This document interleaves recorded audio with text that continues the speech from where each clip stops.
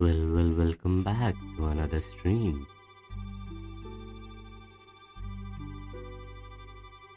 Let's get started.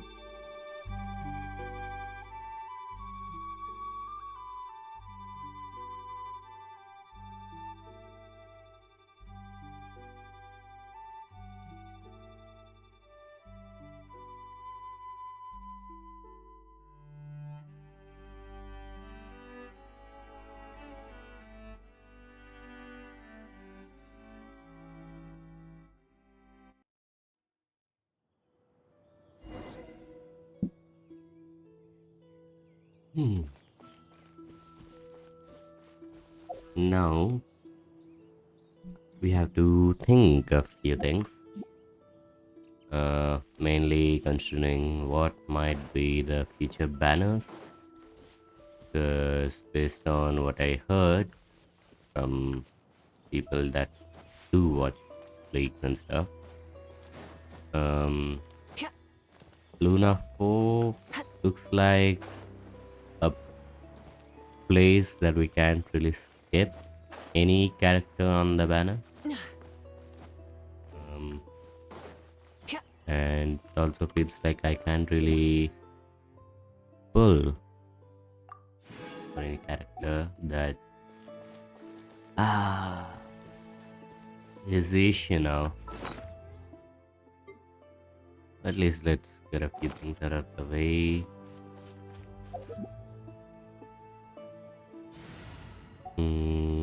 Friendship farming. That's crazy that I did that. So let's get this done. Confirm, deploy.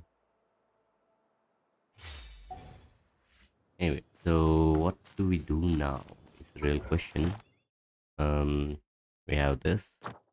We have a new domain. Even resource checkers have been unlocked. I won't be doing them though. The new banners, two of them. I really wanted to pull on Venti banner to be honest. Durin is definitely a skip though. But Venti now, do we really pull is the question. Trade break is fine. This is also really good. Hmm.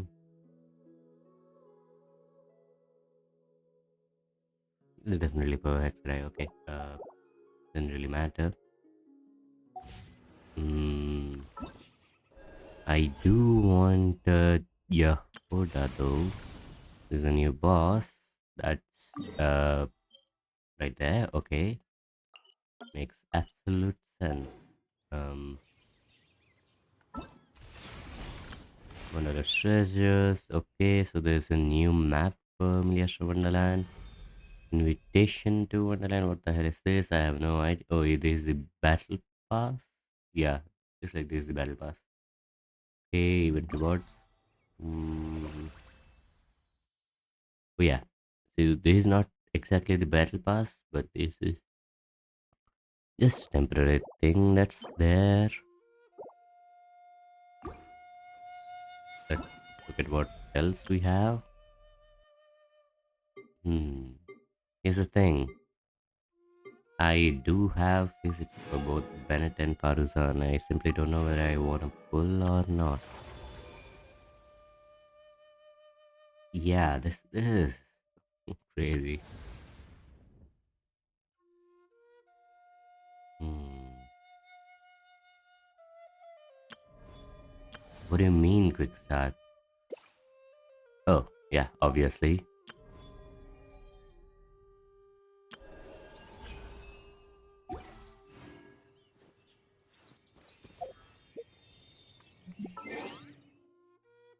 What else do we have here? Miliasha shop. So this has changed apparently. Lots of new stuff. Let's first check out the Miliastra. We'll just go to a random lobby, go to public lobby. Mm-hmm.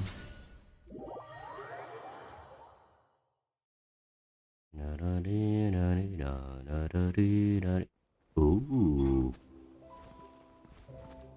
Oh, we're so slow.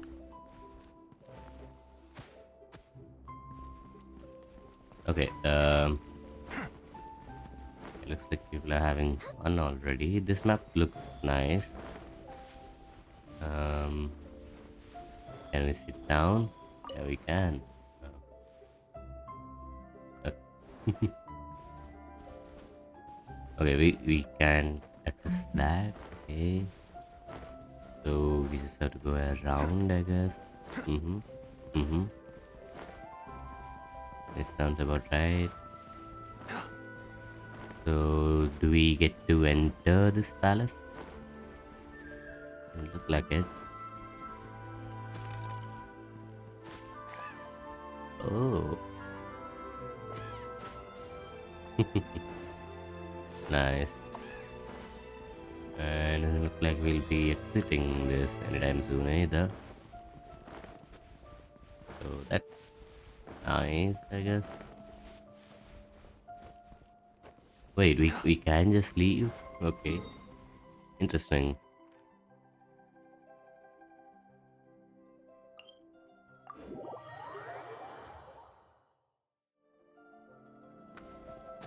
Okay, and these are the new pulling stuff. Start token. This was supposed to change, no? Yeah, looks like this didn't change. Um, photograph, the view. Yeah, they just added one more to this. It's cool, I guess.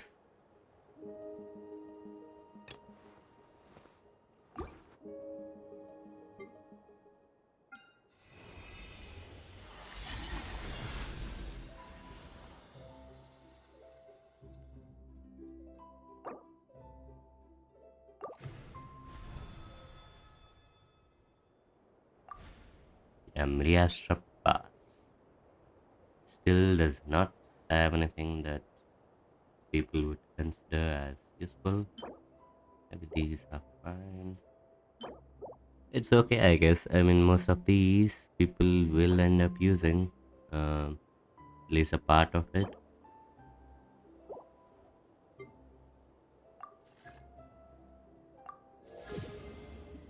Okay, that's interesting. Log into Astro Wonderland.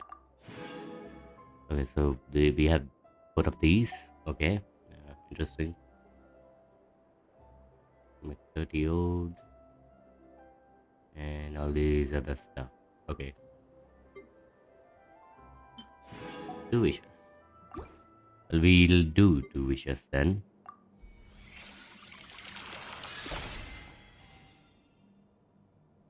Yeah, we don't, but okay.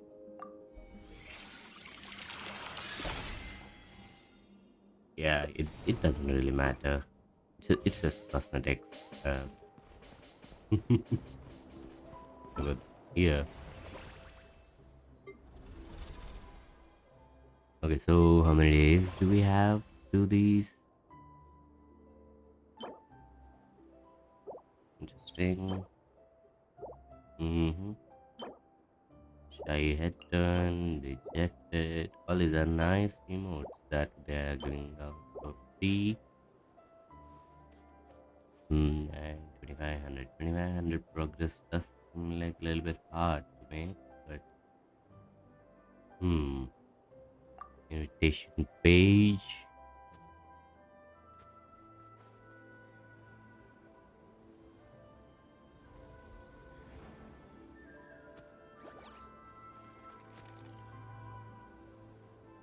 Oh yeah, these are only for a returning traveler, which makes absolute sense. There is a resort party in 20 days, apparently, so that's something to look forward to.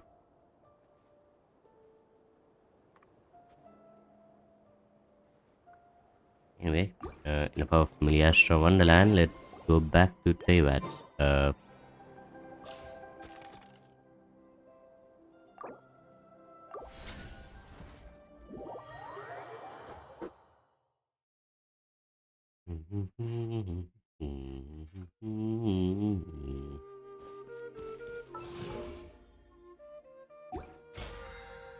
course, we already got a few levels because we did some stuff.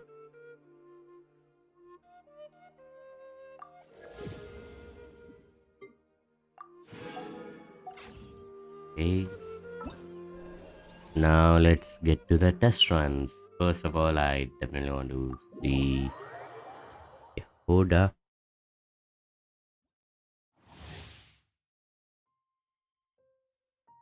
Yeah, I think I've seen her kid during the live stream. Let me just get to it. Probably should have read that. Let's actually see what's a build. 888 Constellation 0 artifacts Viridescent Venera. These artifacts are fine. Attack, yeah. What's the attack at? 15. Okay. So these depend on attack and attack. Okay.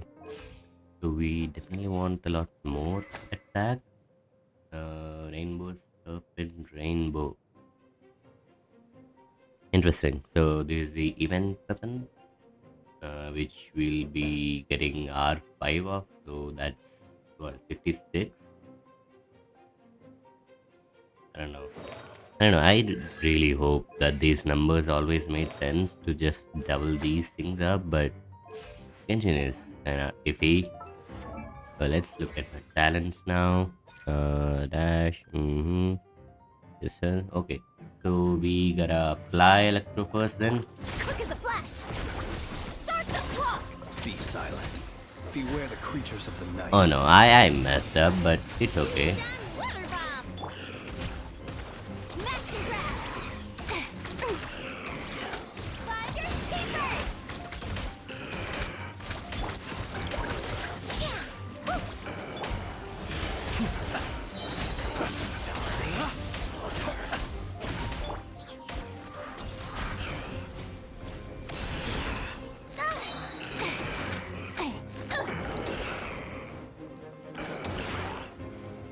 Observe. Close your eyes. That's another application of Hydra, I guess. Interesting. Durin. I never leave empty-handed. You're not going anywhere. Control breathing. Let's move. Be silent. Close your eyes. The night falls. Yeah, that was cool.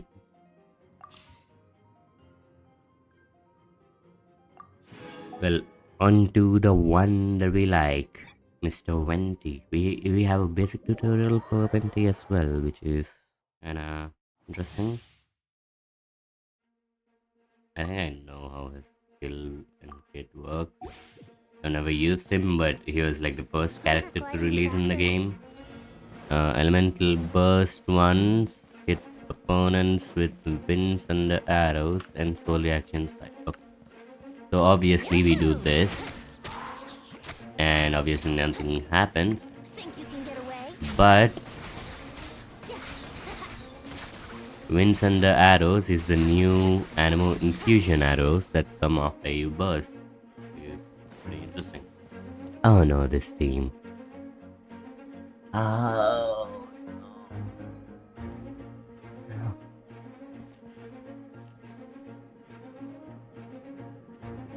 What do we do, guys? Even Jehoda, we had Flins on our team. We have Durin on our Venti team, which is crazy. Ears of the storm.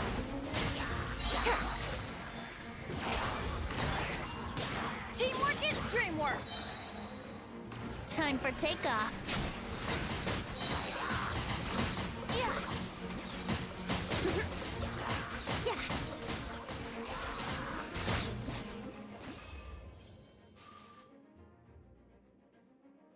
Let's actually try this again then. Story is only just begun. Have fun with this gift. Everybody stand back. Think you can get away? Yeah.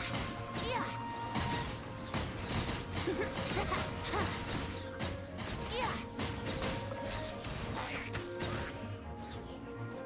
Yeah. Okay, so that was a lot quicker, but yes, that's it. It is pretty cool. But we already have Wanderer.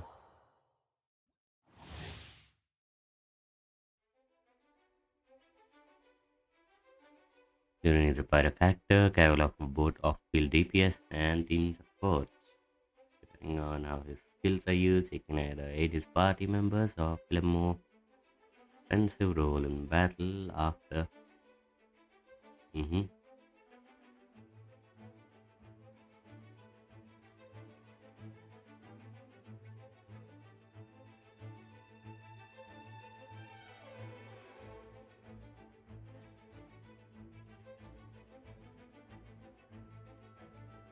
Vaporize and melt. Elemental skill as described. Okay.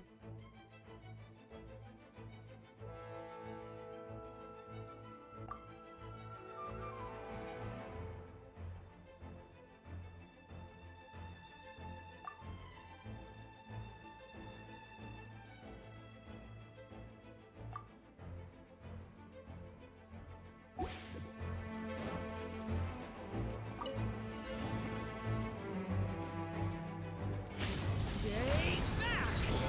Turning point in space!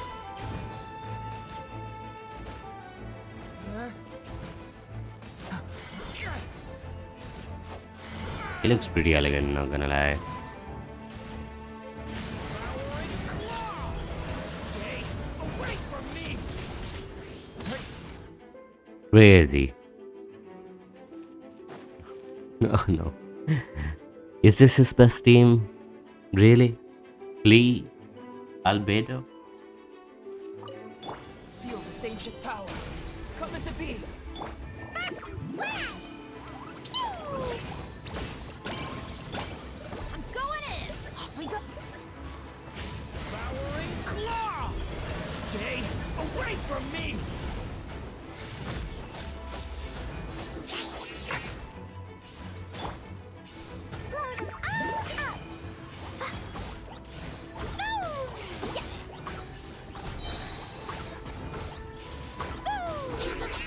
La la la. Teamwork is dreamwork. Witness my great undertaking.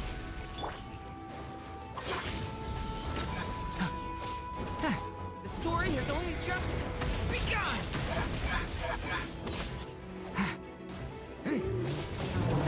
Everybody stand back. Waving delight. Dumpy dumpy go. Oh yeah. Go. Obviously, the pyro damage, like the resistance has fallen, right? Feel this ancient power. Teamwork is dreamwork.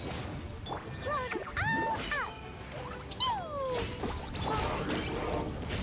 Devouring claw! The abyss's burning shadow!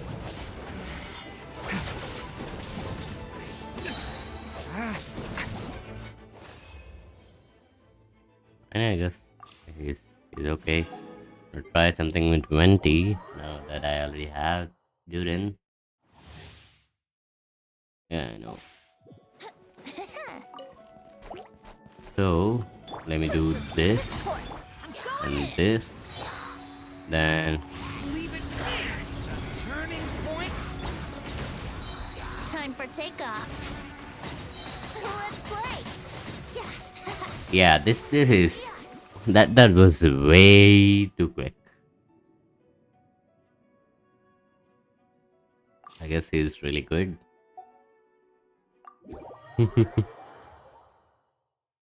Oh no, how can I stop my hand from pulling Fermenti? He's so good.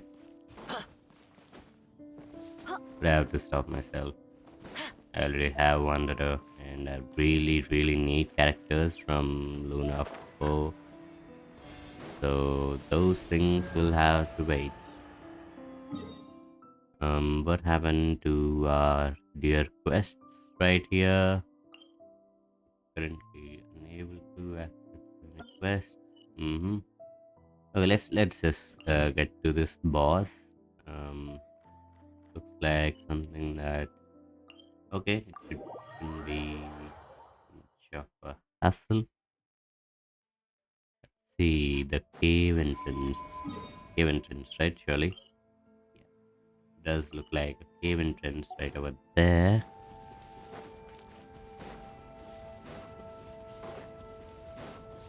Mm-hmm, mm-hmm, mm-hmm, mm-hmm,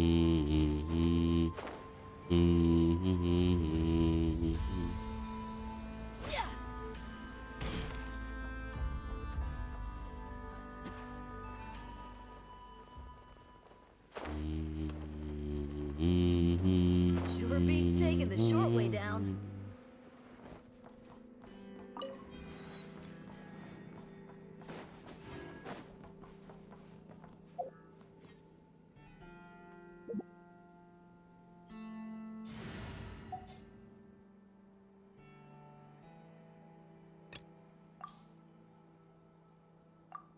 I definitely do want Yehuda though, which is the issue.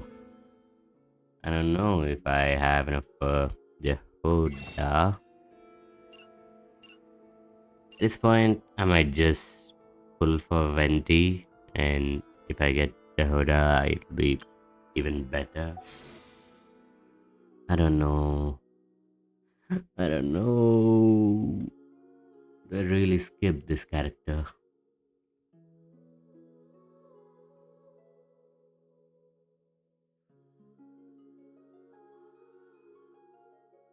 There's no way, right? Let me just look at history. If I remember correctly, I should be at 50, so it should take us to 10, and the 11th one should have Linz at the top. Yep. I mean, I can definitely do two temples.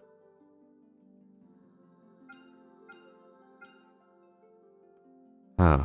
What do you guys think? Okay, let's look at our previous 4-star. Okay, so next to pulls, there should be a 4-star. And if it's Yehuda, we just stop there.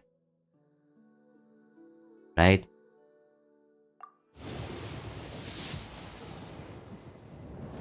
Okay, there's no one here. Please, Yehuda. Please.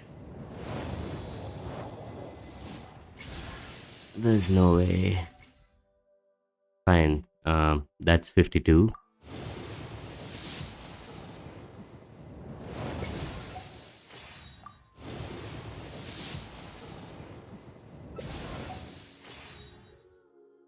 54.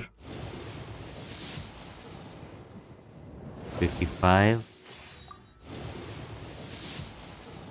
56. 57.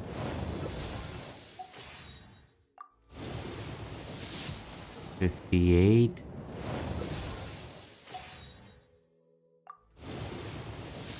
59.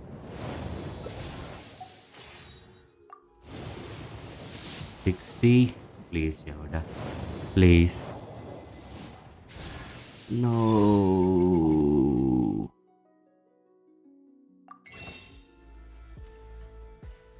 So we're at 60.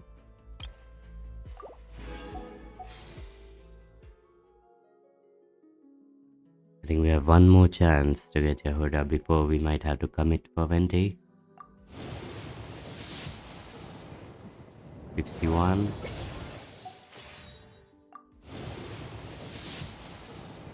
62. 63. 64. 65. 66. Please. 67.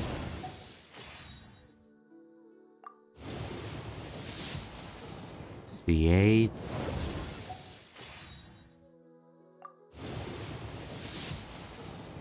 69. Oh, please. Please, please, please, please, please, please. Hey, Oof. nice to meet you. If you've got a Oh. commission, spit it out. As long as the pay's right, I can help you with anything. Most things. I can help you with most things. Ooh.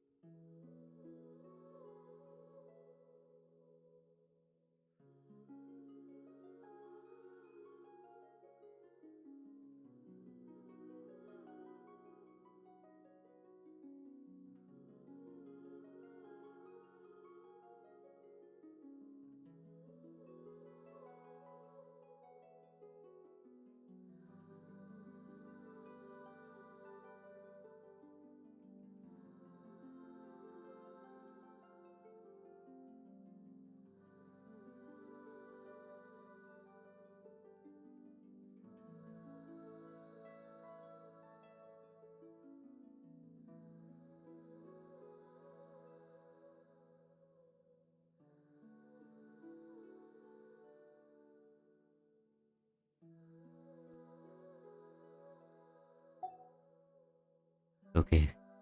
I think that's enough for today. Oh no. But at least we have a Jeho goat, and we'll be using her on team. To be honest, we'll obviously be putting VV on her. I might even replace Kazuha for now, temporarily. Wait, Kazuha is not on VV? What the hell's Kazuha on? Wait a second, what the hell? He is on VV. Oh, oh, okay. I mean, should have made sense, but it does.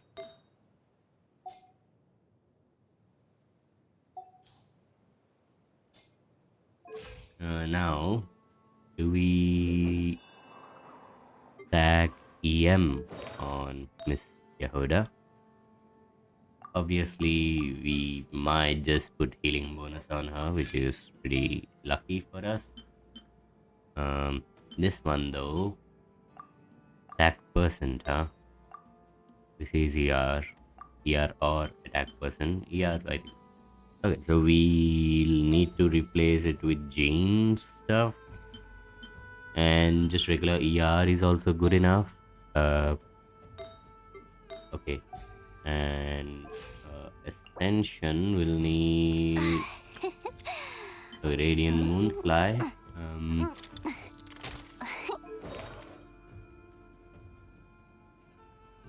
Yeah, I think we'll need to farm a little bit, but I think we'll have this character ready and up and about. This is getting annoying. Let me quickly just go to the teapot and buy a few of those traveler's guide, or I don't know what they call it.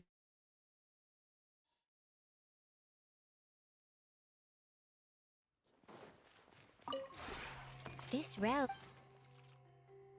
Depot, Wanderer's Advice. Traveler's Guide is probably the other one.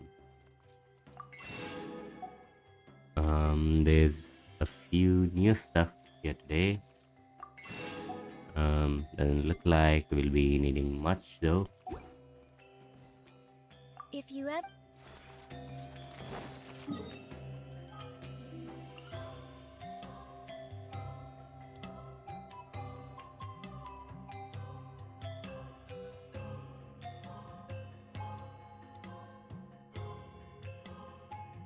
And besides Checkos, I'll yeah, obviously I can't. Okay. Let's farm a little bit. We'll farm the Radiant Moonfly, and we'll see how much we can level Miss Jeho Goat up. Also, is it really worth going for the constellations? Let me just quickly look at this. Hmm, not constellations. I mean, obviously, the constellations should be good. Oh, moon sign characters in your party. Okay, so she's pure moon sign support. Hmm. Recover 4 elemental energy.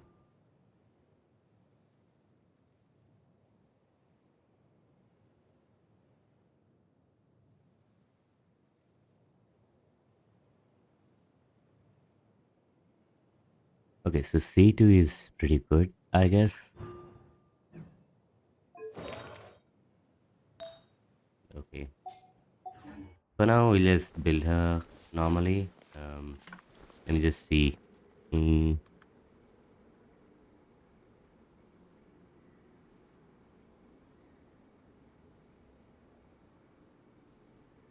mm, she's viable at base C0. Let's see. Let's look at a few guides from Jello Impact to see whether Yahoo Goat needs anything important. Hmm.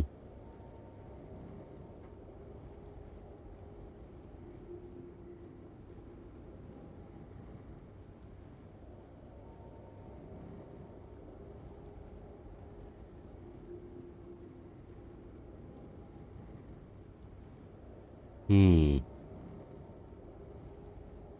Okay, this man is talking about how C6s are necessary. Um. Huh.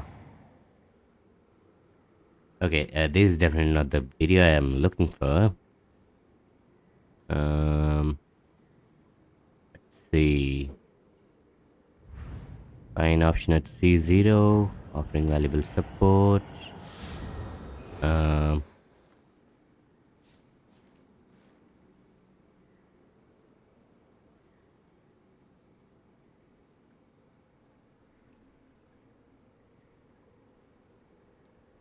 Okay. Let's see. Constellations.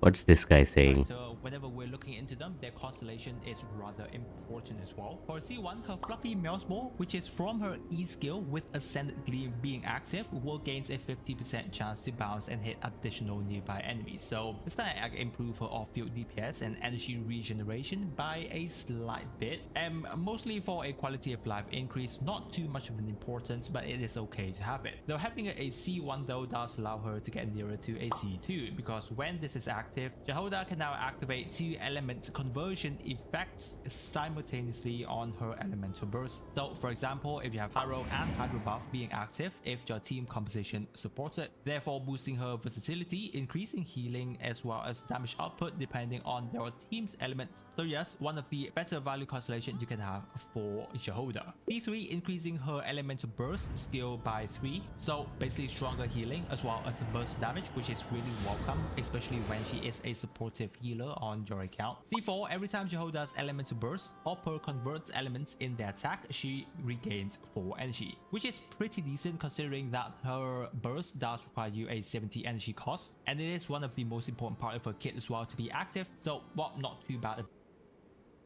In the team gains 5% People crit ought rate not be at so a lot frightened of of damage on your ghosts. teams anyway, so the They are increase in merely her, talking I think it's shadows. Should have okay. Blend. Not many of us are going to be Chattering having a away C6 endlessly about their Jehoda past anytime affairs. soon, unless you're going to be investing a lot on whichever banner she comes in Lunar 3rd. But overall, I think her constellation value isn't too bad. Well, it's not like she's going to be doing a lot of damage on your teams anyway, so the increase in her damage isn't too important, but there are some nice quality of life increase, like for a C2 level, obviously a C6 if you can for a not quite team building, but overall it's not too bad. Now for Okay, so it's not too bad. So if I'm going for another character, then definitely really good.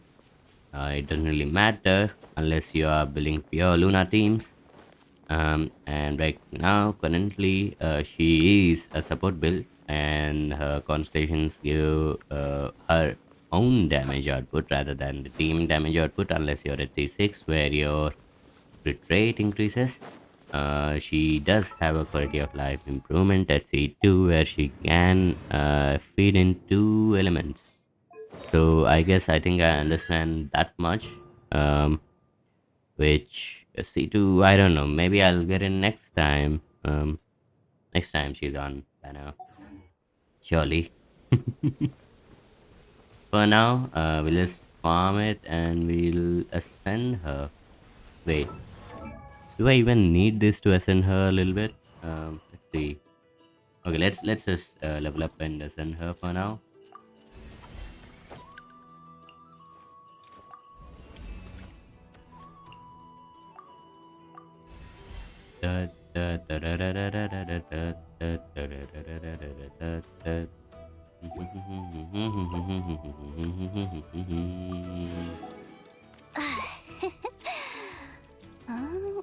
So she'll be a healer, but since we already have Kuki Shinobu, she's currently unnecessary on the team.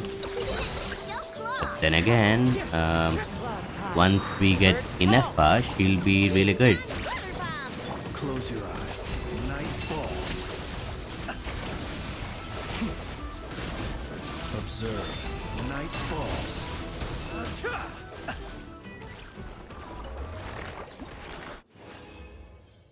That's 3. With damage. It's about right. See, I don't think we have enough heroes wits to completely level her up, but for now, I think these will do. These small increases. Yeah, anything more, and I'll need a little bit more than this. Um, but I guess leveling up to 60 will be enough. We'll just ascend her once more, and we'll just level her up to 60, and that'll be fine. Stand with me. As one with wind and cloud. Close your eyes. Fear the dark. The night comes. Observe.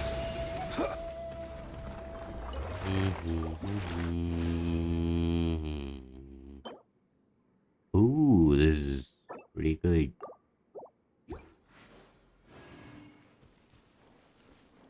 Okay, so that's 80 pretty much done, right? Hmm. Do we go to the quest area? I don't know. I wanted to craft a bit, but let's just craft it here.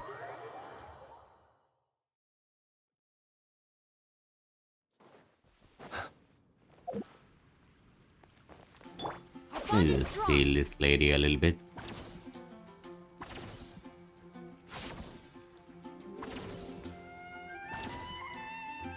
Good enough. Friendship bomb. Fly. Um, we do this.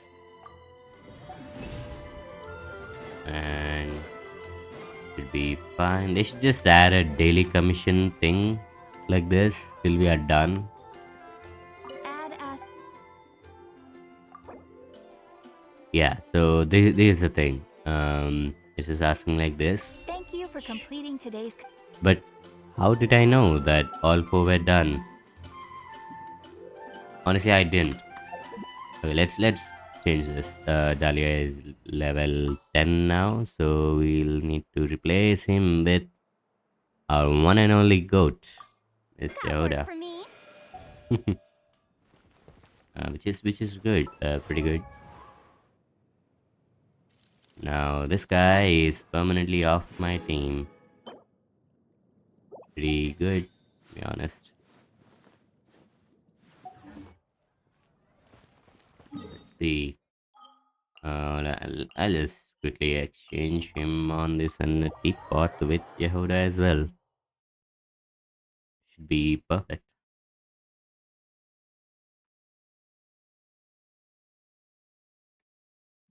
The animations and kits should be out right about now. I don't really know. Like for the beta leaks and stuff. So we'll see. Where is Dahlia? He's in the tomb with the three boy siblings. Yeah. Do we replace Yehuda here or precise angles? I currently don't care. Mr. Dahlia, you can take some rest. Let's see. Yeah, I can put Yehuda here. Uh,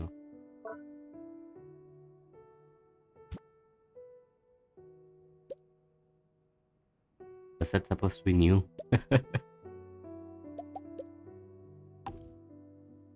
Okay, as you guys can see, all of my active characters are definitely farming, and these two are pretty close as well.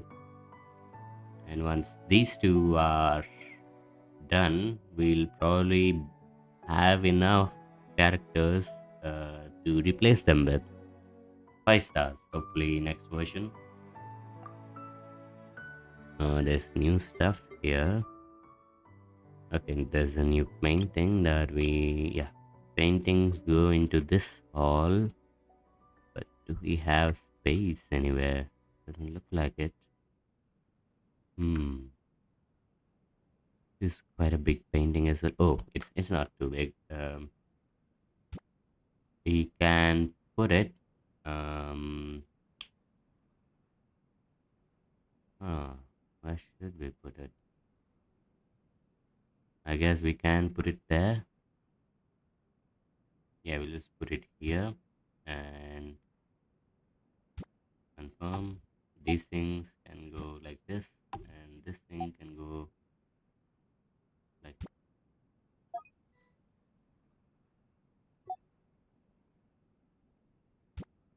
confirm.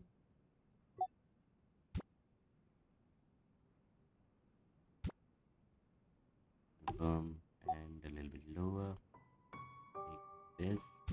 Confirm. Yeah, it looks a little. So if I had to go and look at it, yeah, this thing looks okay. Mm-hmm.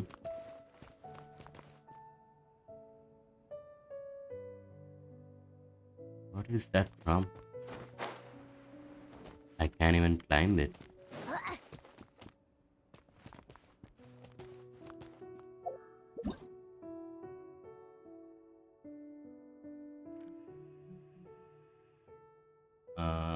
That's Mauvika.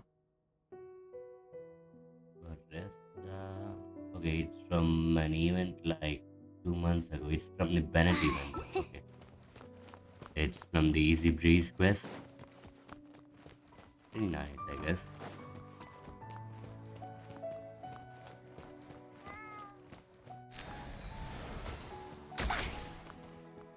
Smash and grab! Pretty angry. Bottle is not full. Obviously, she's angry.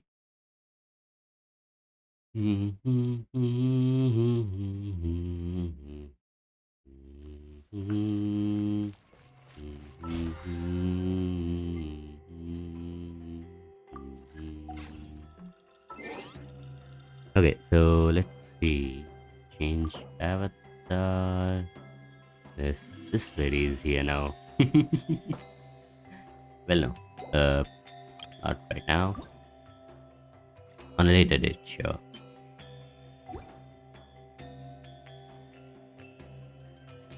See, should be fine. So I think we're done with almost everything. We just have to start the quest. It shouldn't take too long. Hopefully, we need to do the quest and we need to do this, which is very Come important. on, let's hit the town! I'll show you someplace. We are entering not try, so there is a chance that the quest automatically triggers. Okay, it didn't trigger.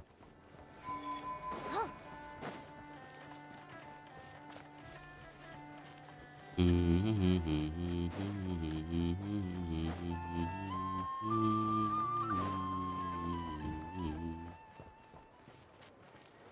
na, na, na, na, na.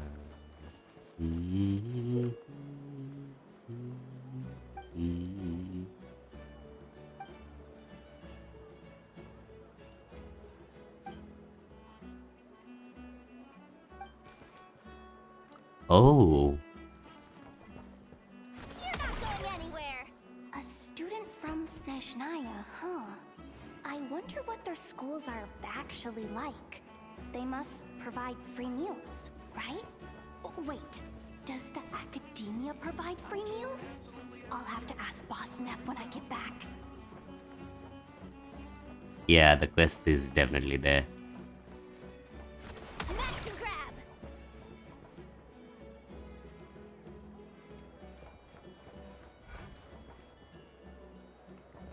You're my target! Okay, also let's actually quickly and secretly go to the Curatorium of Secrets and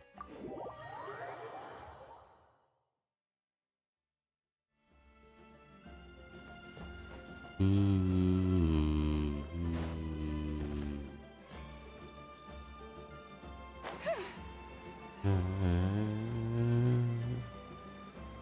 hmm.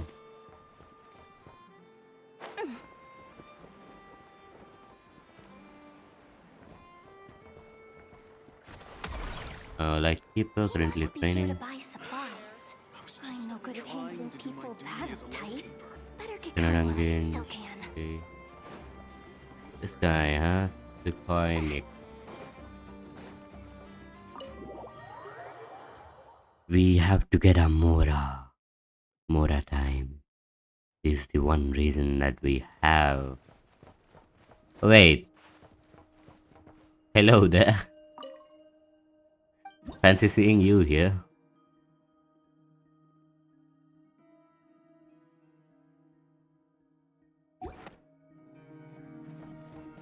There should be this room.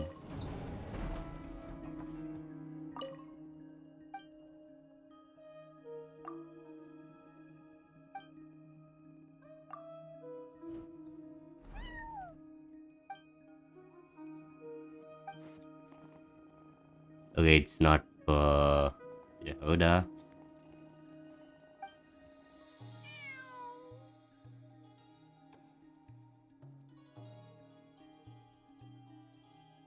Okay.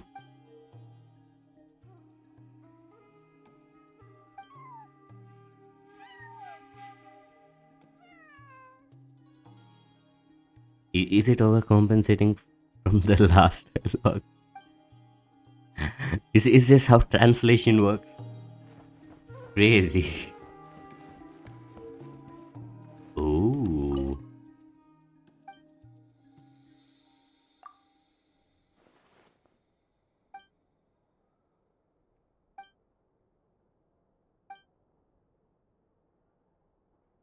Oh no.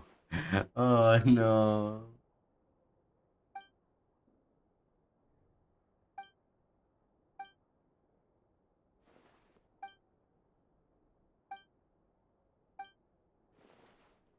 He got caught.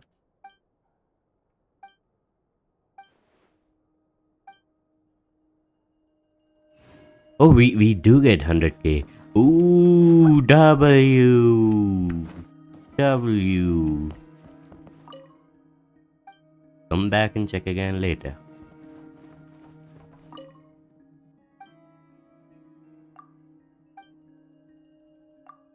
Okay, so this thing just repeats still.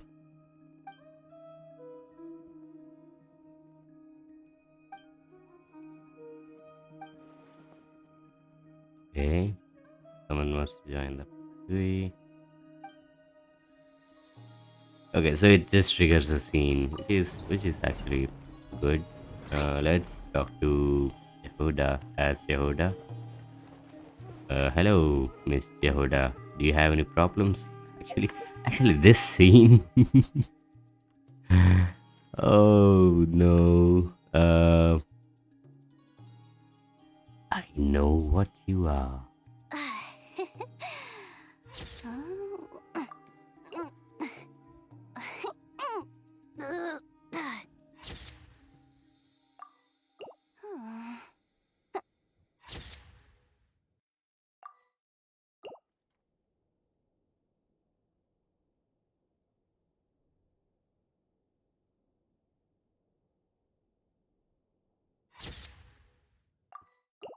Pretty interesting.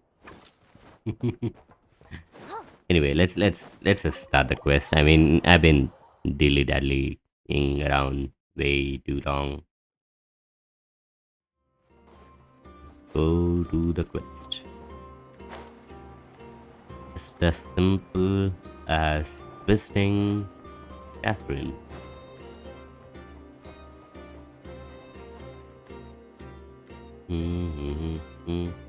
Thank you for waiting. I finished checking your adventurer handbook. Here are your commission rewards. We have no other urgent commissions on the books at present. Thank you for all your hard work lately. Perhaps you two could consider taking a vacation. Vacation. Amazing! Paimon never thought we'd end up having downtime in Nocry. Uh-huh. Things were pretty hectic when we first got here. Everywhere you looked, it was either the Wild Hunt causing chaos or the Fatui stirring up trouble. That's racist. It felt like this whole region was one giant slime in a barrel, ready to go boom at any moment. Traveler and Paimon strike again. That's right. Another win for Tibet's top duo. Ah, yes. Okay, Paimon.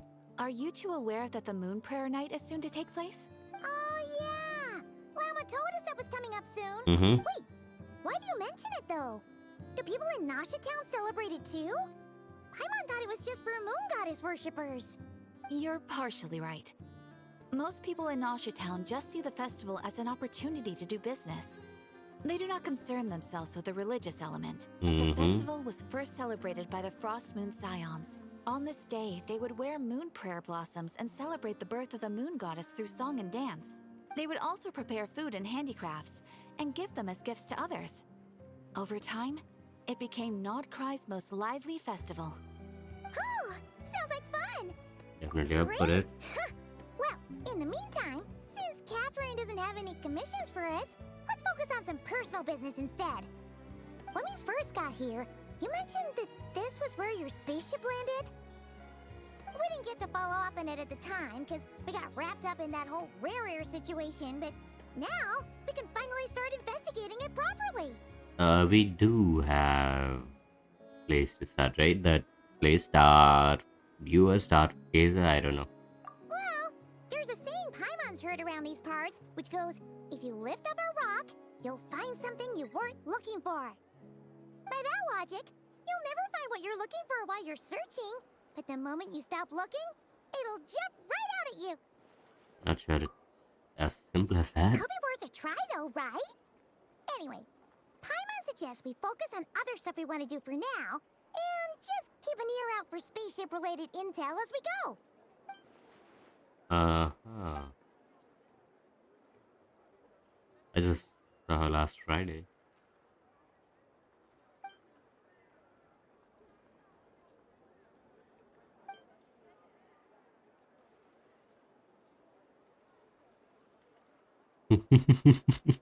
Is he breaking the fourth wall?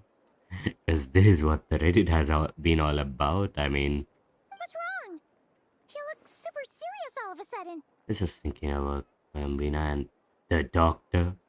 Like, the doctor, this is just out of nowhere. I mean, Paimon gets why you'd be concerned about Columbina, but what does the doctor have to do with anything? exactly, Paimon. Finally, you know. Yeah, we learned in Netherlands that. Wait, really? Did I miss something? Was this during Inefa quest? Oh wait, he is, yeah. But was that in Natlan? Wait, no. Maybe it is. Maybe it was during Capitano's dialogue, but I don't know. But I do remember the doctor mentioning to Nahida in Sumeru a conquest that the skies of Tevat are fake, and the moon is also fake.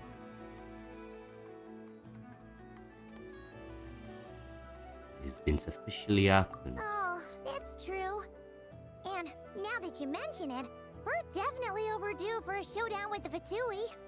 Mm-hmm. It is weird that he hasn't shown himself this whole time. What could he be up to?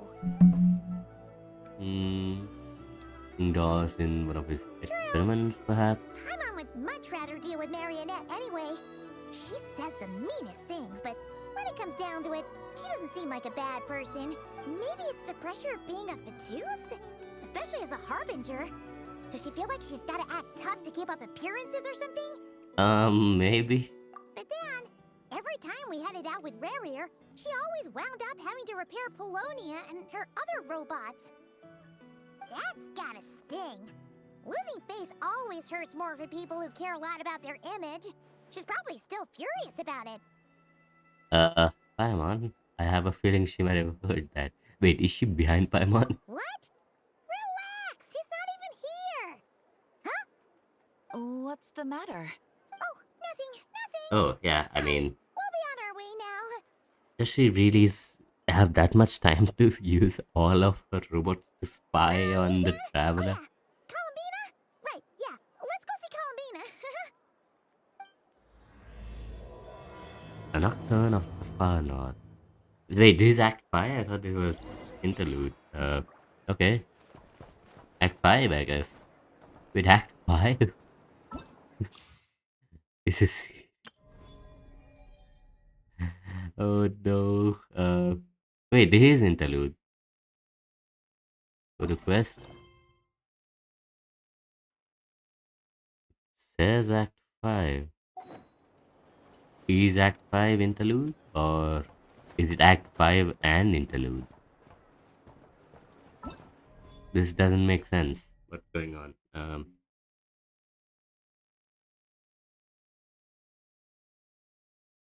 Hmm. It's just Act 5 interlude, maybe? I know it's not supposed to work like that, but I guess it does. Act 6. Okay, so we have Act 6 as well. Oh, this is going to be a long... Oh. Oh no. Okay. As we have some time for Durin's quest, but there'll be spoilers, I guess.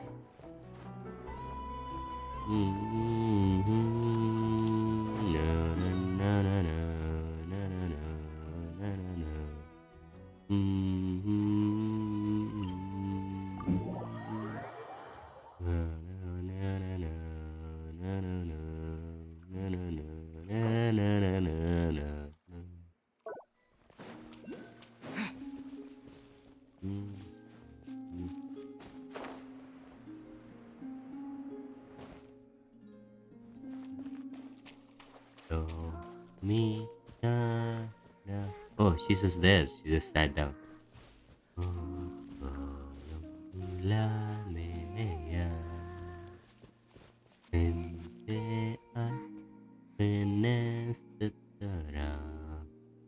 Así domina. Hey, she's sitting up!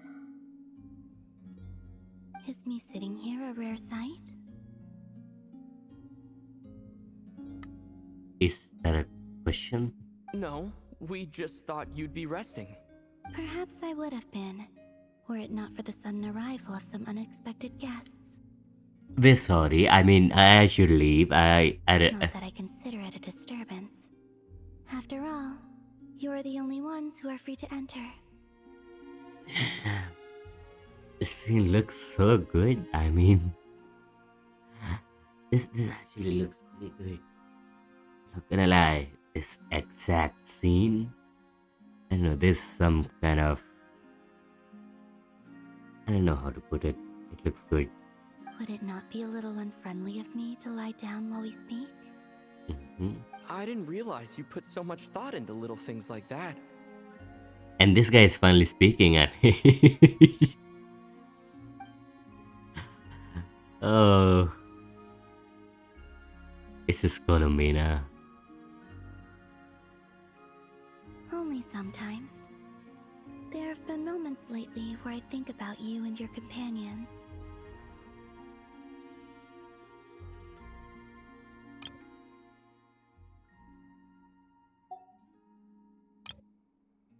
I should have done this for the earlier scene. They are warm, mysterious, and cozy memories. Very few of my past memories are anything like that. They say that travelers return home bearing bags full of souvenirs. But my luggage was empty, and I believed it would stay that way. Return home? So, you're still planning on returning to the moon? She say, Yes. This planet continues to reject me, reminding me that I do not belong here. "Oh no." If I remain in Teyvat, there will come a day that I disintegrate. And I don't mean reduced to dust or turned into food for the flowers. I mean, I will cease to exist entirely. We should call Newillet. I mean, surely he has the power to convert her from a moon goddess to an ordinary human, maybe? Alright then. Well, we're sure gonna miss you. But it sounds like we'll have to say goodbye. How do you For intend to better or return? for worse. The moon prayer night is soon to arrive. On that day, the moon will be closest to Teyvat. The Kuvaki in this land will reach its peak at that time. I merely need to grasp the tide, and with relatively little effort. Oh, Paimon gets it! It'll work like a slingshot! Paimon, shut up. You make it sound like she's gonna get blasted up to the moon. If I did that, I suspect I would crash into the false sky. I will be using a much gentler approach. But I do like the analogy. Okay. It's fun. Okay. You see? She gets Paimon's sense of humor. Okay, Paimon. In the blink of an eye, the time has come to part ways. It does feel that way, doesn't it?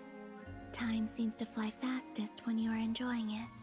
I have always thought of myself as a wanderer on this earth, and it has never expressed any desire to keep me here. Yet, just as I plan to depart, it tugs at my arm. Is this a gesture of affection? Or is the world mocking me? Oh. Were you hoping I can answer that?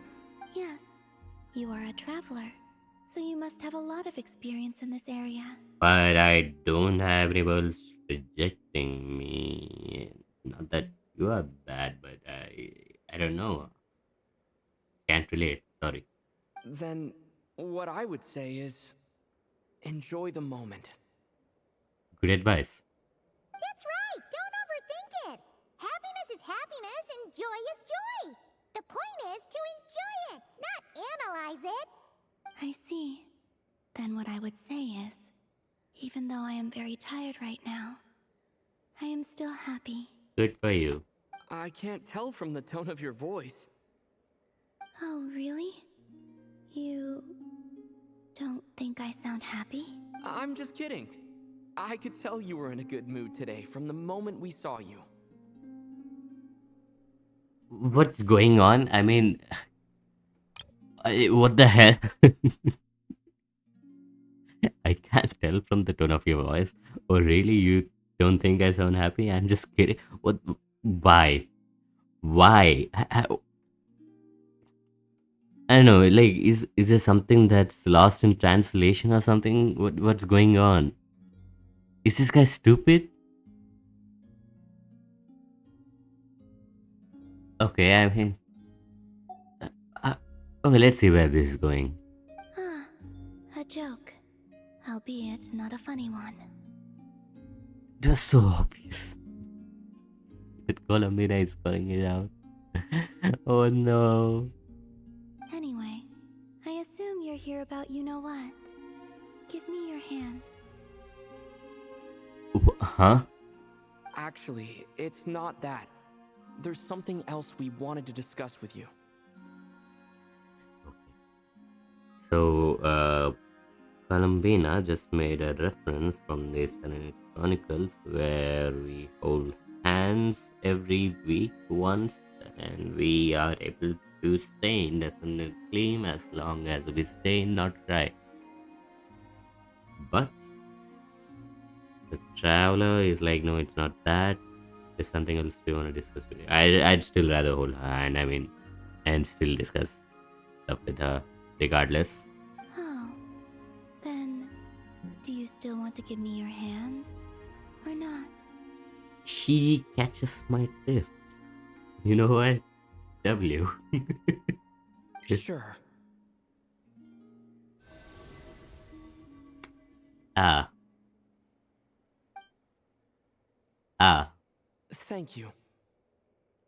So, I've heard that in the Moon Prayer Nights of the past, people here would hold celebrations in the Moon Goddess's honor. Since you helped so much in our fight against the Rehir of Solnari, I think you deserve a farewell party before you return home.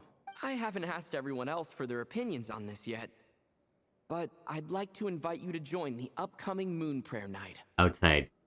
I've never joined a moon prayer night before. I'm not sure what I would even do. It's outside. Oh, don't worry about that. We take care of everything. All you need to do is show up. That's the difficult part. It's outside. Of course, there's no need to force it if you're not feeling strong enough. It's just, this kind of felt like a golden opportunity. Way to make people feel the fear of missing out, FOMO. But they call me Kutar, and the Fatui have an arrest warrant out for me. I shouldn't appear in public right now. Exactly, and logically it makes sense. I'll make it work. You have my word. You're an idiot. Or maybe I am underestimating you. Maybe it will work. But I still hope she can just have some peace before she can leave. Yeah, we got your back. Well, he does. Paimon's actually not too sure what he's planning. I don't either. All right, if you're sure. I will not refuse your invitation. I suppose it wouldn't hurt to pack a few more sights from this world into my suitcase before finally learning what my homeland looks like. Oh, if you see Lama, please tell her that my answer to the question she asked me is neither yes nor no. Rather, it is, there is no need. That was kind of cryptic, but sure. Guess it's between the two of you. We'll pass along the message. Bye for now. Okay, this quest is either going to be really, really good or really, really bad. Because for the first 10 minutes of this quest, there's absolutely no context. It's just random stuff. But we do have a proper base to start out of. And The also, Moon Festival. I do not know.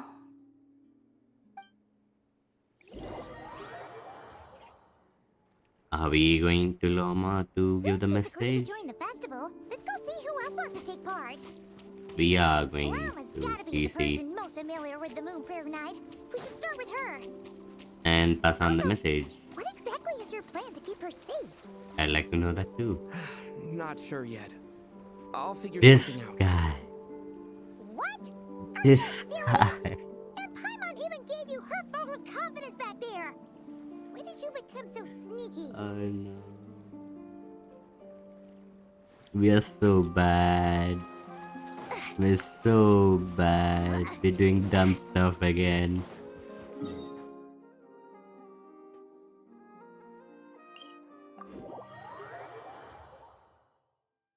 We're doing so much dumb stuff again. What's going on? Yeah.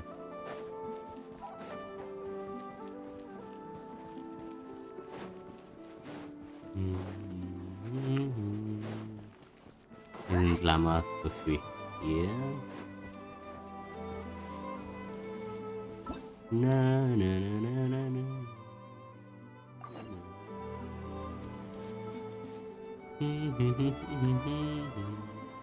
But I see multiple people there. Okay, before we go in, let me quickly focus experience on table.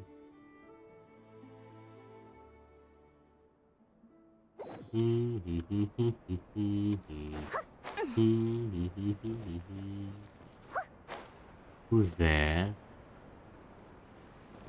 That's Varka. Yes, sounds about right. Did they do anything to the statue? Statue is in that direction, right? Um, no, I don't think they've done anything to the statue. Well, let's go then.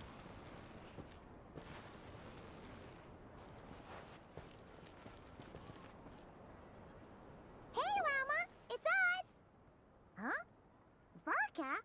What are you doing here? Surprise! Beats me. I had a bit too much to drink last night, and when I woke up, I was on Hisi Island. Ah, Mr. Varka is helping to oversee Nasha Town's preparations for Moon Prayer Night. He is here to go over some details regarding the decorations and custom cloth designs. Right, yeah, that too. What do you mean, that too? okay. So, again, this is a reference from Genshin Impact 1.0, Archon Quest, where 20 goes. 20 does the exact same thing. Yeah, this thing is going to become a meme, especially the Japanese one. What do you mean, that too? The Ehete Nandayo.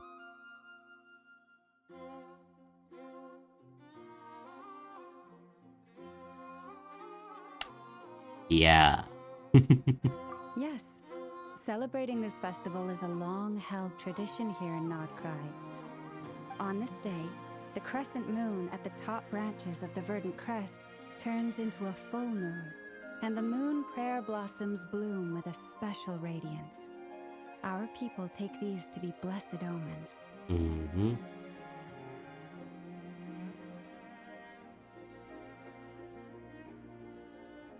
It's an especially welcome event coming off the back of all that nasty business with Rare. Everyone got put through the ringer recently, and now they're looking to turn their fortunes around. The big shots in town all agree that a big, lively celebration is just what we need to rebuild people's faith in this place. Okay. Wonder Catherine said the people weren't so bothered about the religious element. That's right. It's become more of a local custom by this point. The celebrations have little to do with whether the religious stories behind this event are true or not. Even the Frost Moon Scions are eagerly awaiting the coming of Moon Prayer Night, despite now knowing that their past beliefs were founded on a falsehood. That's fair. It's a bit like the lantern ride in Liyue. It's a chance for people to enjoy themselves, not debate the existence of the Adepti. Although in their case, the Adepti do exist. Oh, one other thing. We just went to see Columbina. We went ahead and invited her to take part in the festival this time. Hope it's okay. Wait, so... you mean she agreed to it? Huh. That's quite a surprise. Then I suppose that she intends to return to the moon on that day. Oh, yeah. It's kind of a complicated process, but basically, it's like a slingshot. She should not have endorsed your metaphor. She's just... Hi, man. No. No. I understand. In truth, I had a feeling that she might make such a decision. Well, if Kuthar has decided to participate in the festival, we should prepare accordingly. Yeah, exactly. She was saying how it could be risky for her to show her face in public. We were wondering if there was any way we could hide her. Unfortunately, the people who carved the statues did an excellent job of capturing her likeness. It will be very challenging to hide a goddess whose face everyone is so familiar with. Darn! We may have bitten off more than we can chew here. Nah, don't sweat the small stuff. We can handle that. Huh? Are you saying you have a plan? Not as such, no, but the most This important guy's the thing of same. the This festival guy's the is to keep same. the moon There's light no and your one spirits reliable up. here. You can't go preparing for a festival with those long faces. You'll never convince anyone to enjoy themselves. But Waka is reliable, so I guess we can depend on him. The Mondstatter spirit is strong with this one. As it happens, I agree with Mr. Varka. Let's start by making our appreciation for Kutar the beating heart of the festive atmosphere. And who knows, once we get the ball rolling, perhaps everything will just fall into place. Hey! Did you catch that? Llama said the thing! Or close enough at least. Wait, what?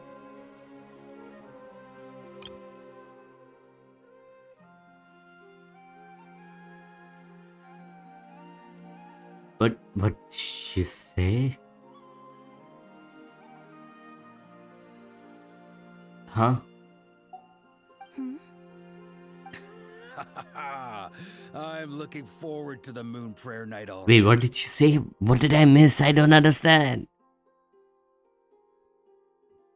The beating heart of the festive atmosphere, and who knows, once we get the ball rolling, perhaps everything will just fall into place. Is that it? I don't know. But we have a festival in Marseille called Wind Bloom, and you can always tell which couples are celebrating it for the first time by the smiles on their faces. Big beam smiles. Like, okay. And I have a feeling we'll get to see that same smile on the Moon Goddess's face at this festival. Not quite the same, surely. Anyway, I'll take care of business in the city, but I'll have to leave the decor up to you and the Frost Moon Scions. No one else can capture that traditional aesthetic quite like you guys. But lastly, there's the final key element that brings the festival to life. Companionship. It will take care of that part. Before you leave, let me show you something that we've been preparing. Mr. Varka had asked to see it already, so you may as well tag along. Also, I have some further questions about Kutar's decision. Just have to tell her.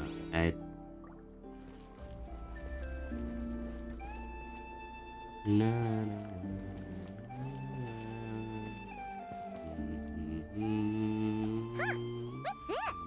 They sure look like they're having fun. This is like a music I thingy. believe so. Kuhenki seem very skilled at playing drums like these, although I'm not sure where they learned it from. Maybe it's an innate talent? In their eyes, they're probably just playing with toys.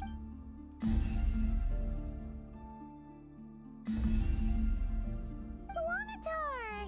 You want to play too?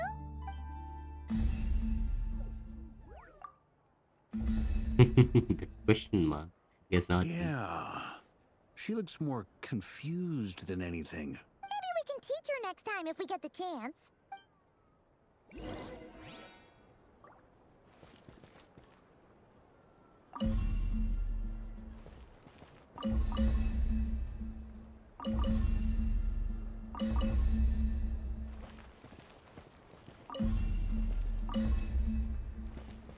What are these floaty things?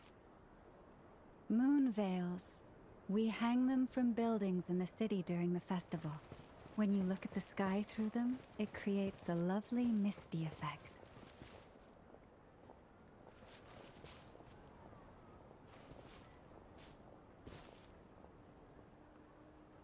Everyone seems hard at work. They are preparing items for Moon Prayer Night. For instance, the sculpture being made over here, Mr. Varka and I were just finalizing the details of where it will be placed. It looks really good. Ah, there she is. I didn't know the finished article would be so large. Not to worry, though. All the necessary arrangements have been made. Just let me know once it's ready, and I'll get some people to ship it over. You have my thanks. And over here, we are preparing a very traditional confection. Oh, look at all these colors! It looks great! Can Paimon try one? Not now, Paimon. Of course. I have a feeling you'll like it a lot. You bet! Sweets Ah. and treats are Paimon's favorite! If you eat too many sweets and get fat, you won't be able to float anymore, Paimon. If you included those in the Feast of the Moon, I bet Paimon would have joined the Frost Moon Scions by now. There will also be verdant crests like this present in Nasha Town during the festival. The timing of Moon Prayer Night is not completely set in advance. We make a rough estimate, then observe the changes in the verdant crests and moon prayer blossoms to guide us. As such, the wait itself is a fun feature of this particular festival.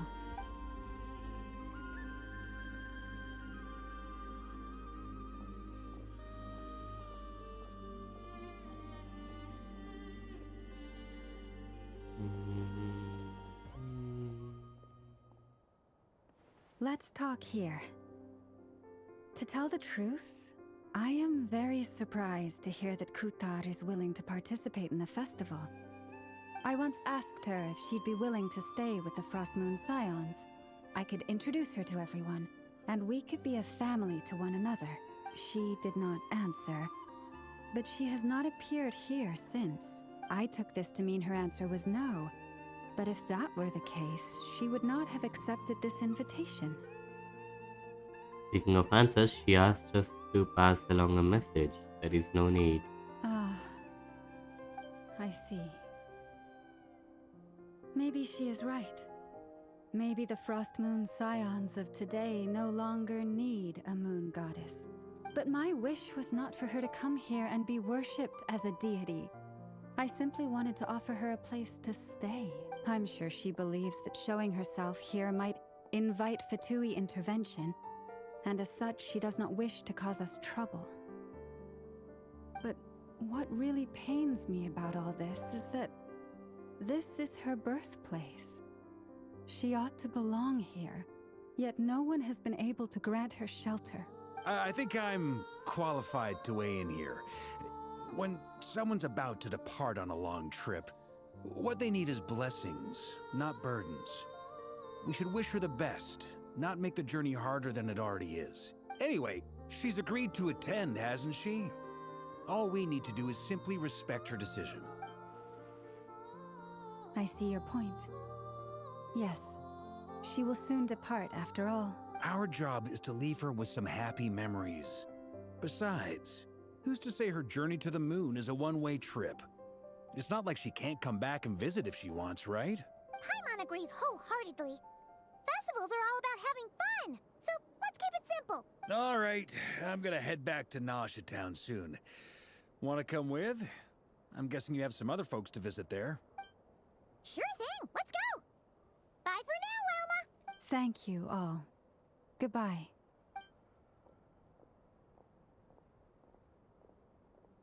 We're just following him like that.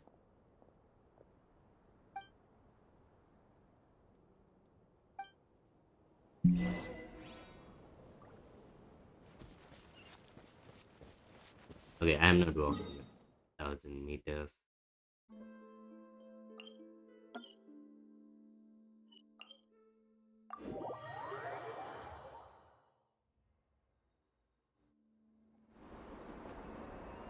Oh, Huh? Hey, over there! It's Durin and Albedo with Flins! What could they be chatting about? Your guess is as good as mine. Ah, Grand Master, and the Traveler and Paimon. Hello there. It's been a while. Perfect. We have some new volunteers for our investigation. what investigation? Wait, let me guess. The righteous Lightkeepers are finally ready to hunt down the Abyssal Dragon? Abyssal Dragon? What do they mean? Yes, that too. Yeah, right! Oh, wait! Why does everyone keep saying that too? Well, to be precise, the facts match, but not the causality. Wait, so I guessed right? Half right. Don't act so impressed with yourself. Maybe I can explain. We ran into Mr. Flint's north of Nasha Town. At that time, we just noticed a few abyssal creatures out in the wild, but the strange thing was, I didn't detect any traces of abyssal energy on them at all.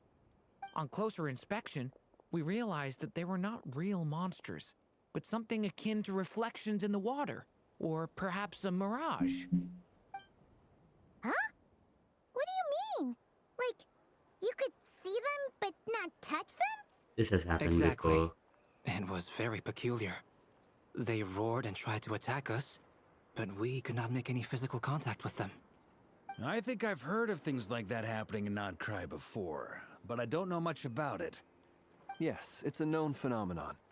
Mirage-like illusions tend to appear in Nodcry in the run-up to Moon Prayer Night. From a distance, they appear quite real. I myself thought that Misters Durin and Albedo were locked in battle with abyssal monsters when I first arrived. But after sharing intel and investigating a little further, we can confirm that these illusions are harmless. There is no great cause for concern. Okay. All the Mirage stories I've heard are either animals, rocks, or small houses. Abyssal monsters, though? That's a first. It's a first for me, too. So I'm planning to look into it further just to be on the safe side. I intend to inspect a few more locations. What about you two? Any plans? Alice contacted me a few days ago. She'd like me and Durin to assist her with an experiment, but we lost contact shortly after receiving the message. I'm sure that comes as no surprise to anyone familiar with her. We don't know when the wind will blow, yet when the wind blows, we will know. That, in a nutshell, describes how Alice operates. Okay. Yeah, that tracks. Okay. Well, I suggest we investigate this Mirage business in the meantime. It's piqued my curiosity, and I'm pretty sure I know someone who will already be 10 steps ahead of us. Never. Well said. Never. Right? Whatever's happening in Notcry, she always seems to be the first one to know. Let's go see what she knows. We can invite her and her staff to the festival while we're at it. Let's go then.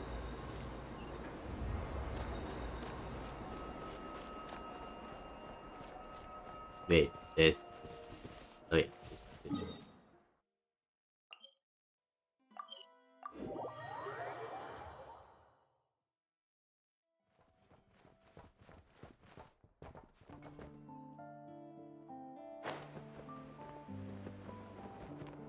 Na, na, na, na.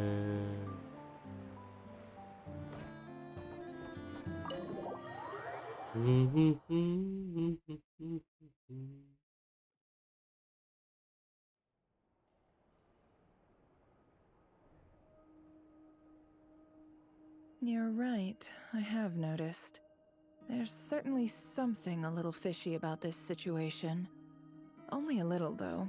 Records indicate that this phenomenon can occur in the days before and following Moon Prayer Night.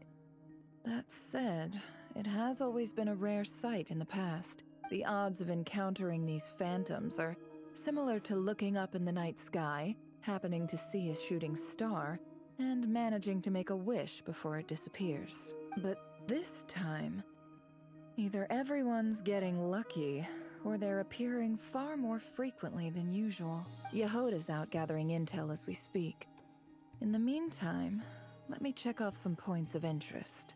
First, the Abyss. The ones we saw seem to be abyssal monsters. Indeed.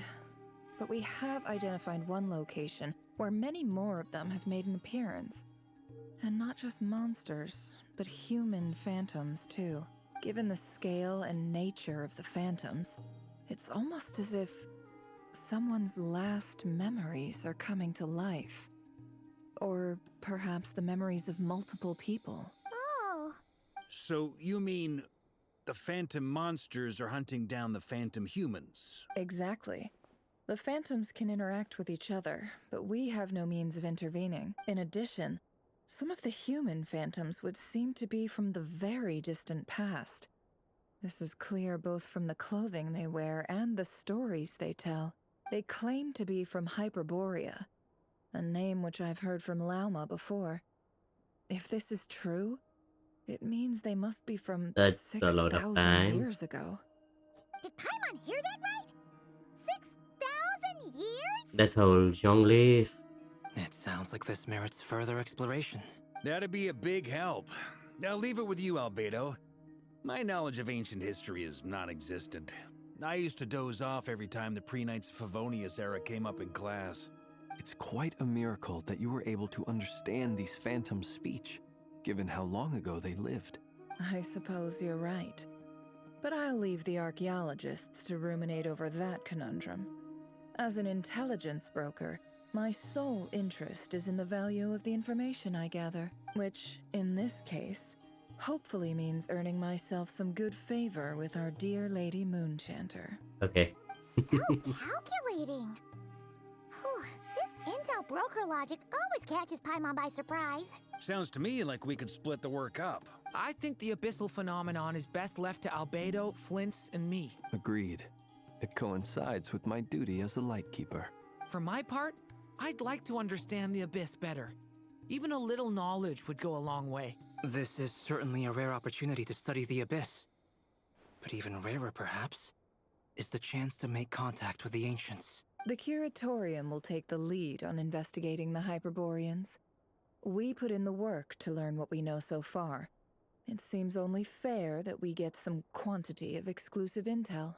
That just leaves our trusty team of 2 unassigned. Seems like it, yeah. Since you became an honorary knight, of course. This was part of my grand plan all along. Oh yeah! By the way, we managed to convince Columbina to come to the Moon Prayer Night celebrations. Would you and Yehoda like to join too? She agreed to that? Huh. Quite an achievement. Never underestimate the traveler, I guess. I'd be happy to join. No point shutting myself inside when the streets are all decked out. I doubt any clients will be visiting during the festival in any case. And Yehoda loves a party, so I'm sure she'll jump at the opportunity. No. No. No. No. No. No. No. No. No. Way to contradict me in front of... Wait. No, that's not what I have bad news, boss. So many people. All right, everyone inside. Quick. That's so quick. This is gonna sound crazy, but hear me out. I saw one of those phantoms at Star Sand Shoal, and it was some sort of flying ship. Like a spaceship? Spaceship at Stars and Shoal. That's how I came. It's gotta be the one you came to Tibet in. You said you saw the same thing through the moon marrow, right? Huh? You already know about it? Ugh, I thought I was gonna blow people's minds. Turns out I'm the last to find out. No. Wait. Back up. You came here in a spaceship? Now my mind is blown! What's it like on the inside? Was it like flying through space? I want to know everything! Maybe that's conversation for next time. Yep, exactly. Huge discovery. You're the best. Second best intel broker in the world. After your boss, of course. Wow. Really? Well, She's just smiling in the back. I'm all that, but... I guess that decides where we're heading next. Come on, don't look at me like that. I know the spaceship doesn't have anything to do with me, but you don't want to leave me as the only one twiddling my thumbs, do you? Is he a kid? Fair enough. You can tag along. In that case, let's meet back here to discuss our findings once we're done. I wish everyone a productive investigation. You too.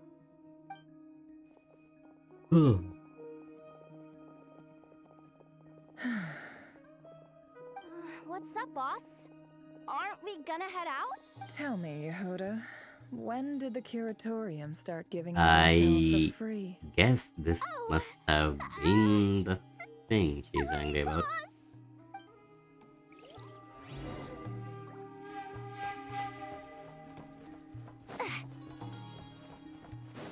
I mean, we lucked out that the spaceship is something that we knew and give more info to Never, but We can't unshare information any more than water spilled on sand can be put back in the bucket. I'll just have to balance the books some other way. Please, boss. There's gotta be another way. Who knows? Depending on what they find, maybe this will work in our favor. Please don't find me. Please.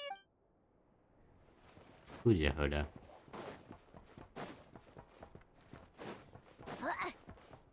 Sucks for you. I already got my paycheck.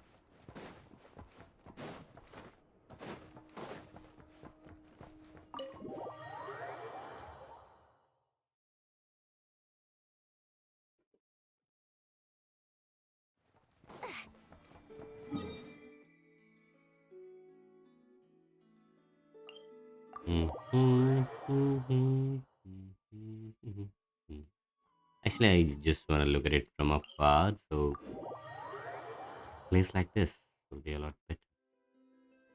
Oh, that's uh-huh. Looks pretty good.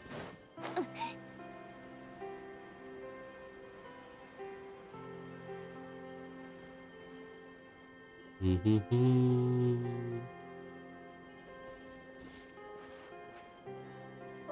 what do you know? Yehoda was right on the money. This phantom really is your spaceship. But that's so weird. Why would it show up here? Is it some kind of projection? Or a ghost? Like, maybe it no longer exists.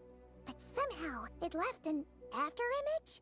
Not China, but this is 6,000 years ago. 6,000 years ago, we were not in Teyvat. Surely. Ah, you're already here.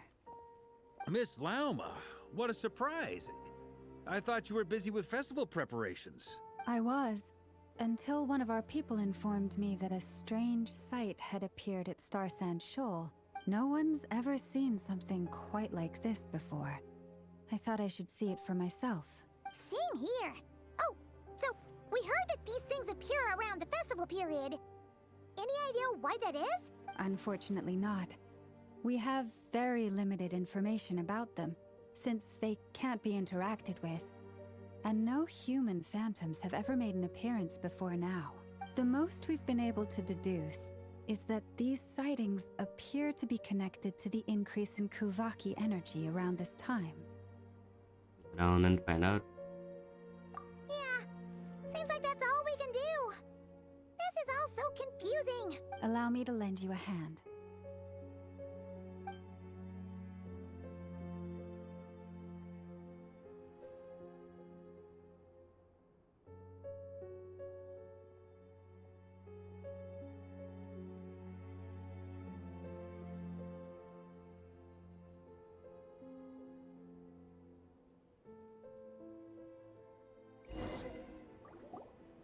Everyone, our friend here should be able to provide us with some information. Okay. Is that a phantom rhymehorn deer? So instead of depending on humans for intel, because we don't know their language, we are depending on this random day on the side of the road.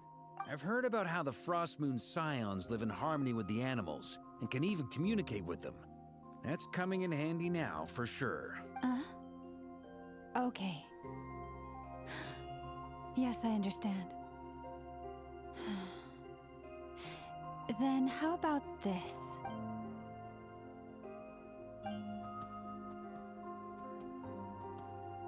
The Loma theme slightly playing in the background. It's really nice. It appears to share our curiosity about this giant spaceship, so I asked it if it wouldn't mind investigating along with some friends. In return, I told it about some nearby spots where the wild fruit grows abundantly. We may live in a different era from these phantoms, but I trust that the terrain, climate, and ecology here are more resistant to the effects of time than some things are. Let's give them a moment and hope for the best.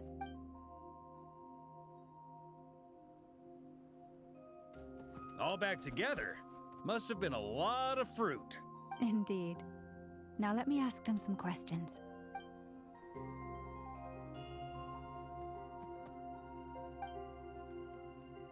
It did find a lot of wild fruit, enough for them to feast for a long while. This puffin circled in the air several times, but didn't spot anything out of the ordinary. Certainly nothing to do with the spaceship. Huh. Well, it definitely makes sense. Indeed. Other than that, I was also thinking that the world these phantoms see is also different from ours. Oh, I get what you mean. The wild fruit exist in both times and spaces, but there might also be things that only exist in that space-time, which we can't see. Only see small fragments. Good point. Great thinking, Lauma. Blunthorn rhinos can use Kuvaki to shift great rocks.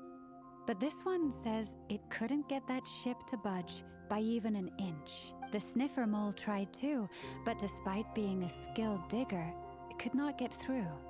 They say that the spaceship looks robust and undamaged. It seems completely impervious to any and all attacks. Whatever lies within is well defended from harm. So, just like us humans, there was nothing they could do about this spaceship either. Yes. Still, they deserve our thanks. We are grateful for all your efforts, dear friends.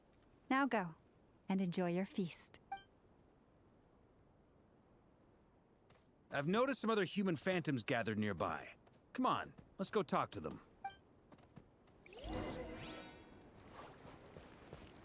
Why is Traveler not providing any intel on the spaceship? Ketu and Kalo. What is this thing? I've never seen it move, and there's no way to get inside. Goodness knows. My grandpa says it's been sitting here at least since his grandpa was still alive. What about his grandpa? Did he say anything to your grandpa's grandpa about it? Huh? I don't know. In all likelihood, it was here back then too. Hard to imagine something this huge could move. Guess that means that as far as they're concerned, this ship's been around a long time. Oh no. That's funny. That's really funny.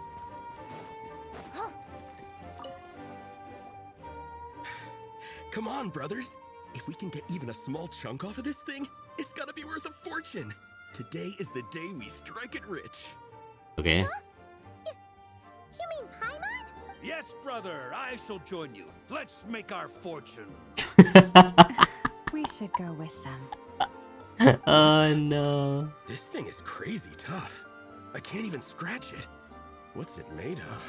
Sorry, brother. Looks like we'll have to seek our fortunes elsewhere. This guy. This guy. I was just seeing if I could influence this phantom's perception by playing. But nope, no dice.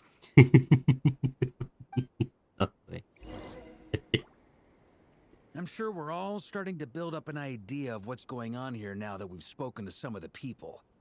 These phantoms are reenacting real historical events in Nodcry. It's almost like we're in some kind of interactive stage play. We can talk to the actors, but the plot is fixed, and we can't influence it. It makes sense. History is set in stone. The objective facts of the past cannot be changed. Paimon totally thought you were just goofing around earlier. But actually, you were doing some serious investigating. Yeah, sure. I mean, Anyway, at definitely. this point, I think we're forced to conclude that although the Phantom spaceship is right there in front of us, we aren't going to learn much about it from these people.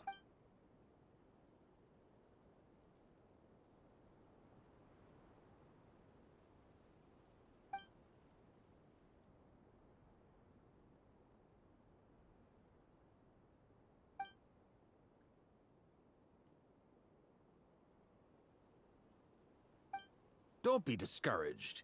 If nothing else, this is proof of the ship's existence. And think about it.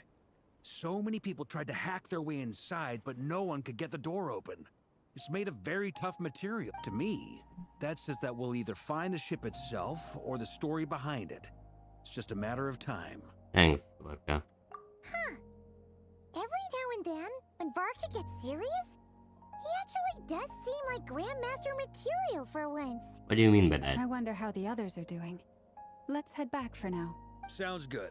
Also, drinks are on me if Team Knights of Favonius is the first to finish. Wait, we have a team name now? Am I in Team Knights of Favonius as well? You're very welcome to join. That's so We've enthusiastic. even got a cathedral ready for you. Isn't that technically blasphemy? You wouldn't dare make a joke like that if Barbados was in earshot. Nah, I'm sure Barbados doesn't mind a little harmless blasphemy once in a while. No. Ah. I wanted to. Okay.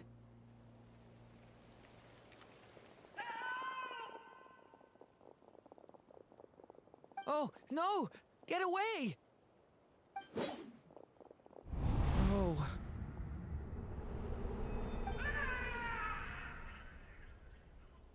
For them, it's all just buckets of tears and I blood. know it's hard to stomach, Mr. Durin.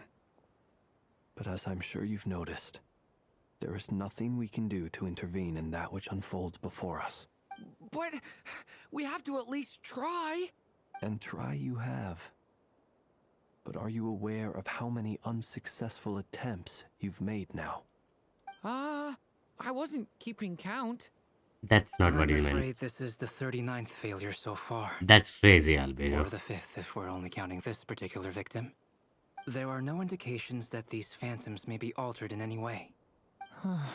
You seem to have calmed down a little. I'll make us a fire. You should rest and have some water. Feeling any better now, Mr. Durin? May I ask a few questions? Be my guest. What exactly are we witnessing here? What happened to those people? My guess would be that we are seeing Nodcry during the Conrian Cataclysm. Would that be accurate? Conria. That is correct. As you know, once the Abyss senses even the tiniest crack, it floods in and spreads like wildfire. There was a time in the distant past when it permeated all of Nodcry, causing immeasurable harm. The people paid a terrible price to heal this land. Then 500 years ago, the whole of Teyvat suffered an abyssal disaster. Once more, Nodcry was dealt a devastating blow. I see. In the face of the abyssal onslaught, all were like grains of sand tossed around by a tidal wave. Be they human, fae, or god. The moment you witnessed is but one drop in a whole ocean of catastrophe. All right. I guess that answers my second question, too. I wanted to know why there's nothing I could do to help them, and that's because what we are seeing is history. That would be my guess as well. As I understand it, history and fate are not all that dissimilar. The latter may be unseen to us, but both are immutable. Yes. Fate was determined long, long ago. I still have a couple of other questions for you, Mr. Flint.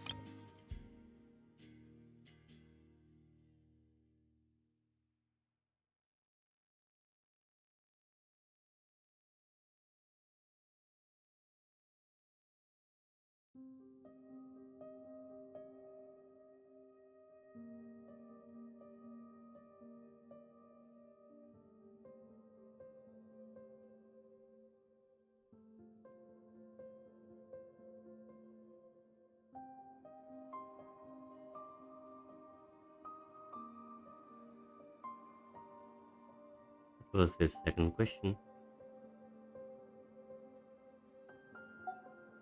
You mentioned more than one abyssal disaster that has struck this land in the past.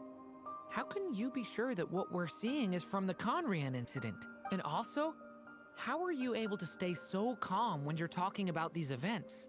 From everything I know about you, you're not cold or ruthless, and you're not indifferent to the suffering of others. Alas, I am forced to show my age. I must be 600 or 700 years old by human measure. Wait, so you... One is not easily moved by history when one has witnessed the truth firsthand. I'm sorry. You needn't apologize. Your passion is a good thing to have. Treasure it, because someday you may find it in terribly short supply. Now, at the risk of offending you, I have a question in return. Your curiosity toward the Abyss, is it born from hatred or because you sense its call? I only ask because I kept a fragment of Rarir's body in my lantern for a short time. Specifically, his heart. So I know what a burden it can be to carry the Abyss with you, and I hear its power growling from somewhere within you. In my eyes, your mere existence is a miracle. My honest answer is... I don't know. I don't think I have the confidence to say for certain. What I will say is the Abyss is not the only issue that haunts me. Even before I became who I am today, the question dogged me constantly. Should I even exist at all? My doubts remain unresolved. But when we fought Rerir, something became a little clearer to me. Sometimes it is the darkness within us that allows us to achieve the impossible. I certainly got the sense from your 39 attempts that you were trying to achieve the impossible. It sounds like you've resolved to see the truth for yourself. Absolutely. In that sense, he and I are quite similar. Then I wish you every success.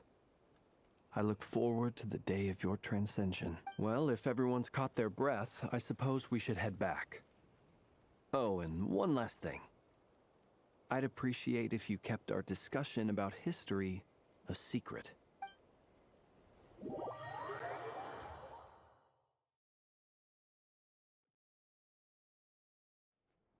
Incredibly, our separate investigations led us all to the same conclusion. Hooray for consensus! Yeah, but we barely learned anything, though. I totally thought this would be the mother lode. Talking with the ancients? I mean, come on! But nope.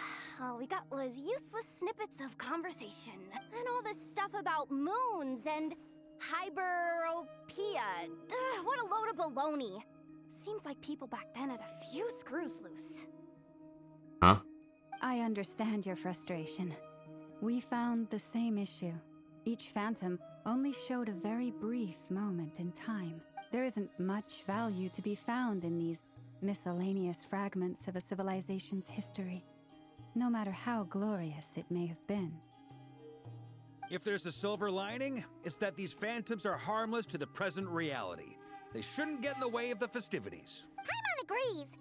And not just because it's the first thing she understood in this whole conversation. You look disappointed, Nefer. Is something the matter? What do you think? We all worked our tails off, but the only one to gain anything from it was you, Lady Moonjanter. Well, please do share the Hyperborean records with me. I will gladly inscribe them in our people's documents. Oh, duh! Yeah! That was it! Hyperborea! I'm serious. Only an expert in the Frost Moon Scions and their history can turn these records into valuable research material. Oh, duh! Yeah! That was it! Hyperborea! Hyperborea. The alternative is to let them gather dust on the Curatorium's storage shelves until the pages turn yellow. Nefer, you're wise enough to know that cooperating and sharing the profits is the best course of action here. Well, that goes without saying. Sure, let's do that. Huh? But didn't you say we aren't supposed to give out intel for free? Sorry. Shutting up. Shutting up. Now is not a good time to push Nefer's buttons. Anyway, back to Moon Prayer Night. I'm thinking that we should prepare something a little special, aside from the usual decorations and so on. You mean a parting gift? Can't go wrong with food. Although, does food go bad on the moon? Perhaps a lantern would be a better choice. It might be dark up there. It could prove difficult to light a lantern on the moon. Magical stones might serve that purpose better. What about a clockwork mecha model from Fontaine? I've got a whole bunch at home. I use them for fighting practice in my free time. None of these sound like things she would be even remotely interested in. But we don't interact with her enough to know what she likes. Yeah. It would really save us the guesswork if someone could find out what she's into. Yeah. I wonder who does that. Traveler? They're all looking at you. I'll find a chance to ask her. Great! Haha, problem solved. Now, I need to stop by Dory's. Gonna need her help sourcing a bunch of stuff for the festival. Then let's leave it there for now. We all have our own business to attend to. Traveler, if you find out what Kutar likes, let us know right away.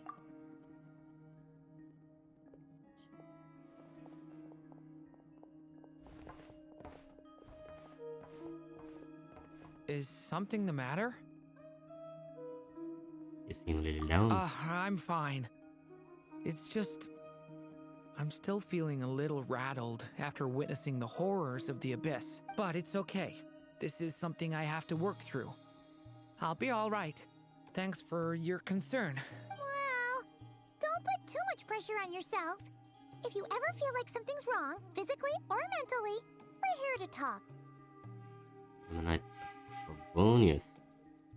Come on. Stop treating me like a kid. You're a kid.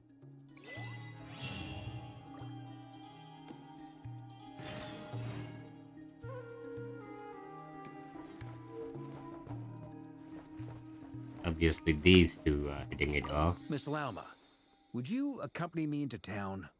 I think it'd be best if you saw the Frost Moon Scion's decorations for yourself. Very well.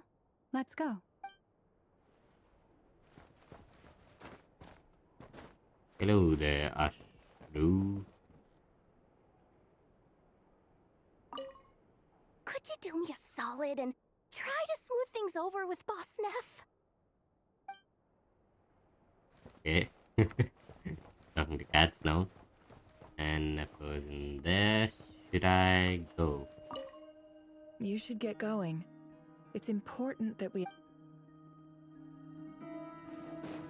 To gain some intel. I have no idea what's this about.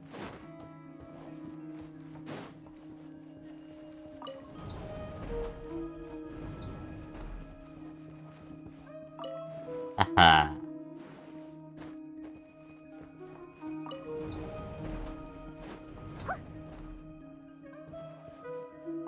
Which is why we need a lantern guaranteed to work on the moon. Yes, I have a few ideas, but the lantern itself is the easy part. The real issue is how little we know about the lunar environment. Wait, you two are serious about this? Let's just say I'm intrigued by these shining magical stones that Mr. Albedo has mentioned. Sounds about right. Sounds about right. Durin's getting all the wrong knowledge and the wrong habits.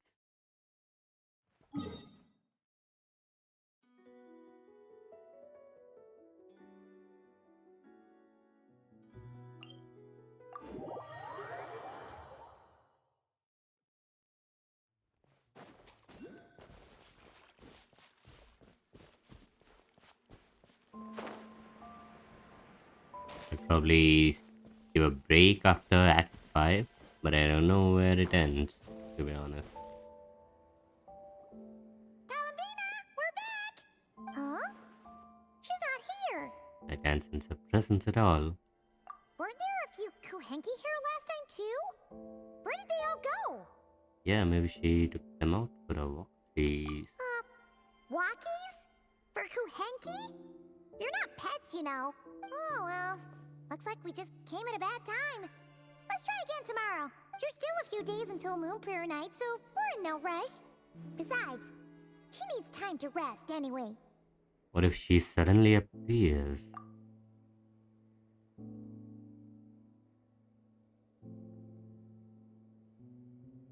This hall without Columbina feels so...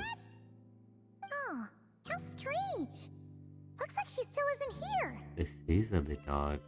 Right? It's not like her to spend so much time outside. Especially since she's worried about attracting unwanted attention. By the looks of it, she hasn't been back all day. Wait, did she return to the moon? What about Luanatar? Luanatar, you there? Hey! Do you know where Columbina went? Sorry, didn't understand. But if you know where she is, could you take us to her?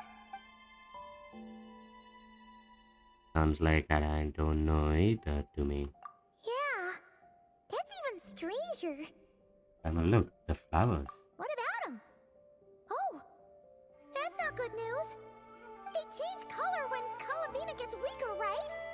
And they look super pale right now. We got to find Llama.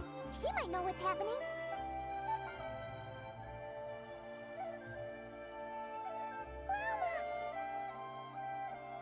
Ah, it's you. How is Kutar? Is she okay? She's missing. No, she hasn't. I came here to check on her after I noticed the flowers had changed color. Based on past precedent, she must be very weak right now. Even getting up to walk would be a struggle.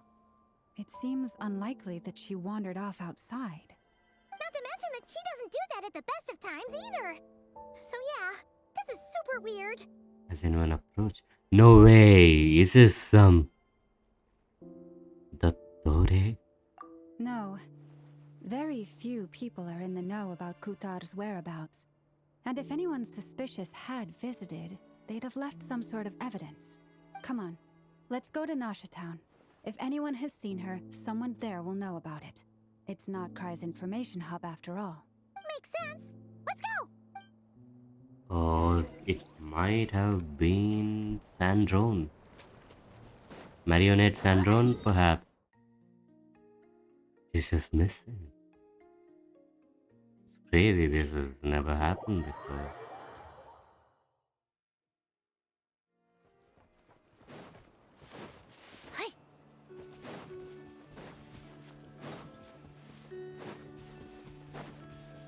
Wait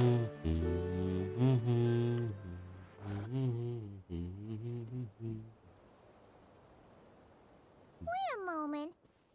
Is it just Paimon, or is this stall kind of suspicious? It's never been here before, right? No, I don't recognize it. Alas, your free and easy adventure time is over. Now, prepare to face the final boss of Nod Cry. Okay. So this is Alice.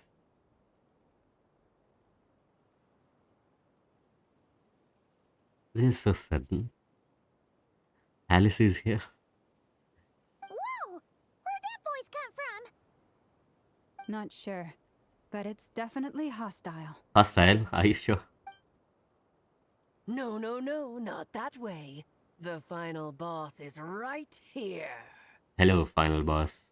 Glad to meet you. The sniffer mole? That's the final boss? Surely not. Also, That voice is a little familiar.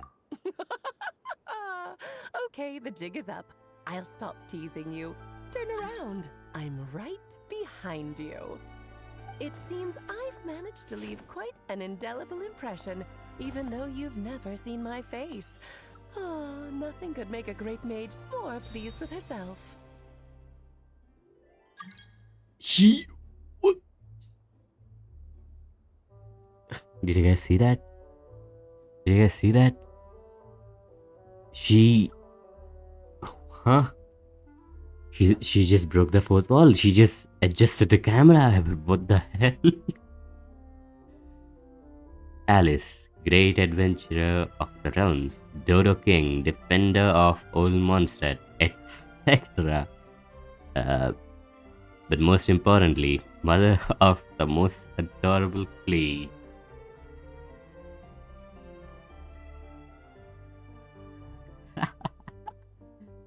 Oh.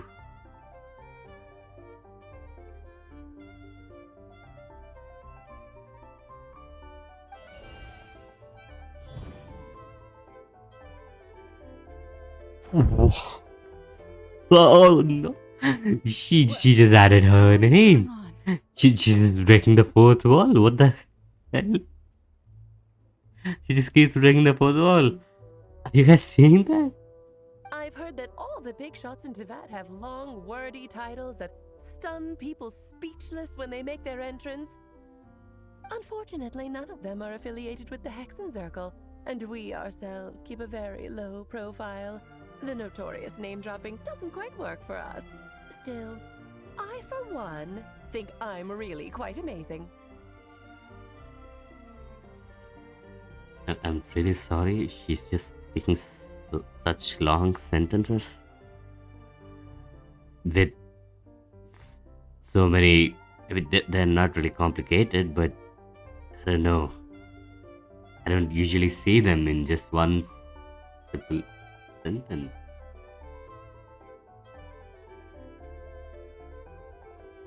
Oh, she's referencing Fatui. Okay, that's funny. Why did it take this long for me to get it? Yeah, she's referencing the Fatui.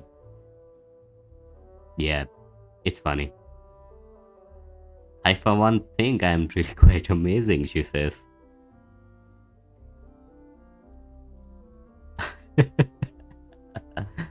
Wait, so she said that no one from the Fatui is in the Hexen Circle, but okay, fine, I guess I don't think there would be. So that didn't stop me from coming up with a title anyway. Okay, Alice. It's really you this time? Not a lantern or a Dodoko, but Alice in the flesh? Welcome to Genshin Impact, Alice. That's right. So, what do you think? How does it feel to finally meet me? She's definitely a character, I'd say. You look like... You look just like Lee. Oh, that's the first thing you thought. A little surprising, but that actually makes me very happy. Because that means that when Klee grows up, she'll be just as stunningly beautiful as her mother.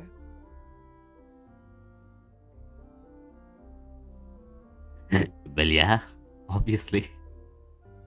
So she's a friend of yours? She's a friend of the gods. Kind of. This is actually the first time we've seen her in person. I see. Madam Mage, that was, quite a powerful entrance. I certainly won't be forgetting it anytime soon. It's okay, Lauma, don't force it. Paimon will do the honors. This is Alice from the Hexen Circle. She's a friend of ours. And of Arcus, too. She helped us a lot in the past. That's right. She's a good person, just kinda... unpredictable. Well, what is the human heart if not unpredictable? If we could not do as we please, how would we differ from machines? I am Lauma, Moon Chanter of the Frost Moon Scions. It is a pleasure to meet you. Oh, I know. Before you got here, I spent a good, 15 minutes getting up to speed on Nodcry's present situation.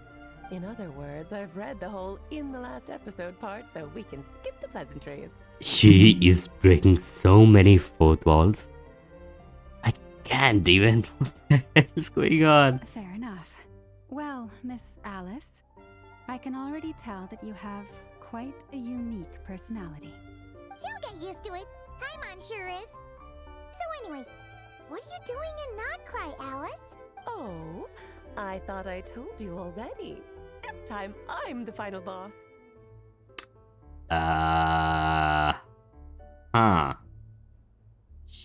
Sure. And what a formidable foe I shall be. Powerful, confident, decisive, and good luck finding my weak spot. You will never succeed. I'm going to send a formal request for Jean to put you in, sorry. Oh, drat. My one weakness, and you found it in an instant. Fate has been dealt a devastating blow. Thus falls the great Dodo King. Okay, Alice. Why are you playing along with this nonsense? It's fun. For funsies, of course. See, she gets it. What's wrong, Paimon? Are you disappointed in me? Am I a gigantic letdown? No, it's just... you seem like a busy lady. And this is the one time you've shown up in person. Paimon figured it would be for something more high stakes than just goofing around. You're quite right. I'm here in Nodcry because something big happened. Something big enough it caught the attention of the Hexen Circle. It concerns the 3 moons, Tevat's borders, and of course, the moon goddess you are currently searching for. You know where Columbina is? Kind of. Why don't we discuss this over a pot of tea? My main reason for coming on this trip to Tevat was, of course, to have some fun. But I do technically have a job to do as well. Wait, trip namely, to maintaining Tevat? the stability of She wasn't Tevat's here? borders. Wait, she wasn't here all this time? I'll skip over the complicated parts. But to sum it up, abyssal energies are all that lie beyond Tevat's border. We'd find ourselves in a real pickle if they ever made it through. And the phantoms you've been seeing are a sign that the border has been disturbed. Ah, no wonder they tend to show up around Moonprayer Night. Okay, so looks like we are getting a few Durin mains trying to gather a few material. Is it because I the might have to real switch moon a is foe now up for some so time close to to avoid us any that its disturbance. power can cross the border?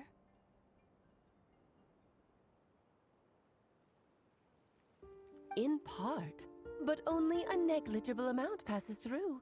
Just enough to influence the verdant crests and so on. And as you've noticed, there has been an unprecedented number of phantoms appearing this year. The influence of the moon beyond the border cannot explain this. No, there is another far greater factor at play. The trilunar syzygy. Okay. A trilunar syzygy.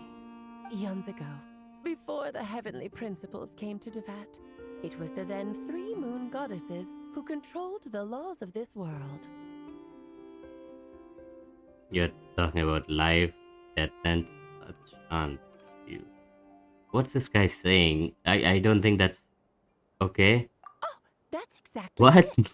The 3 goddesses split these powers amongst themselves, promising never to consolidate them into one singular body. This was meant to keep the world stable. But, fast forwarding to the present, the eternal moon's marrow is with you, while the iridescent moon's marrow, which should never have appeared in this world, has been retrieved. Add that to the presence of a moon goddess in the flesh and... the power of all 3 moons is gathered here in Notcry. There hasn't been an event like this since the War of Funerary Flame. What is the War of Funerary Flame? Is that the cataclysm from 500 years ago? Having a noticeable effect on Tevat's borders. Why are you so concerned about the borders, if I might ask? Because I wish to give my darling daughter a peaceful, sunny environment to grow up in. Is that a good enough reason? Yep. Kinda sounds like you're Sounds dodging the legit. question, but it does make sense. Well, that's one reason anyway, and the most important one. The others are a little complicated to explain. For instance, cleaning up after dearest Miss R. Gold? Albedo could tell you more about that if you're curious. But right now, I have a more important question to ask you. Why are you collecting the moon marrows? Fermina wants to use their power to return home. I see. Nicole told me about that legend once. Nicole? You mean meet Anne? Oh, so you remember. We heard her voice in Fontaine. Yes, of course. That was a story about fate, her area of expertise. But back to the story of our dear moon goddess. I'm afraid her intended method of returning to the moon is unlikely to work anymore. What does that mean? She may be missing, but she hasn't gone anywhere. She has disappeared. That's scary. That's creepy. What the hell?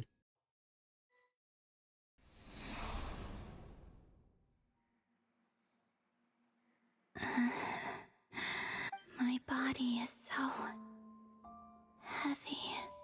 Wait, no. It's my mind that's heavy. My arms and legs are as light as a feather. What's happening to me? I feel drowsy, like I've been asleep for too long. Is it daytime or nighttime? Is the moon out? I think I'll go for a walk.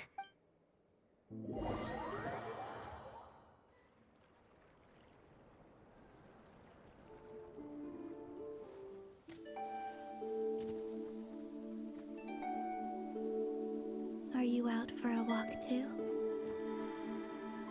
Huh?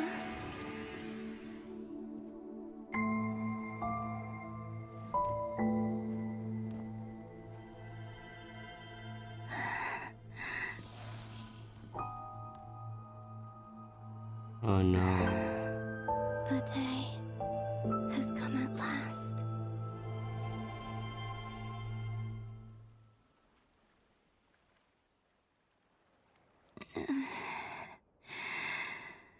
Have I grown so weak that I can't even sustain my physical form? But Moon Prayer Night is nearly here. I was so close to returning home. Death is near. Is this how it ends for me? Will I return to the moon after I disappear? Or... I don't want it to end like this. So far, at least, I still exist. Even if not physically, I can still feel, but as my power wanes, I'm sure that too will fade. I suppose I might take one final look at this world. The world where I was born.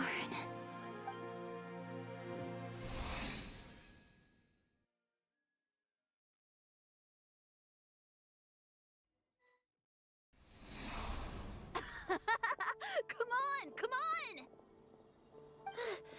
Wait for me! The Frost Moon Enclave.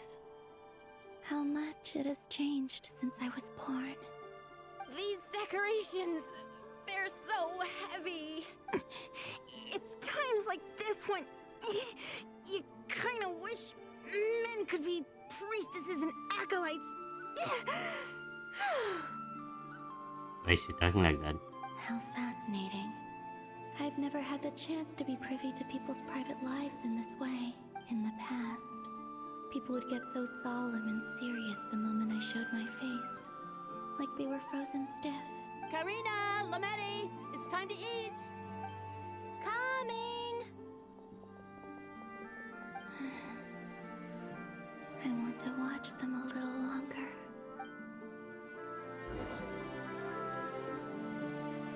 Oh no.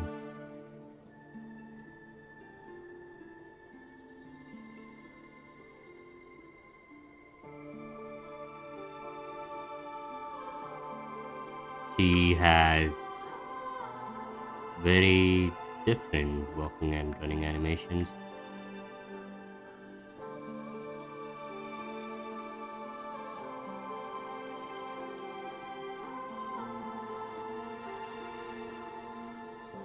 This is actually pretty nice.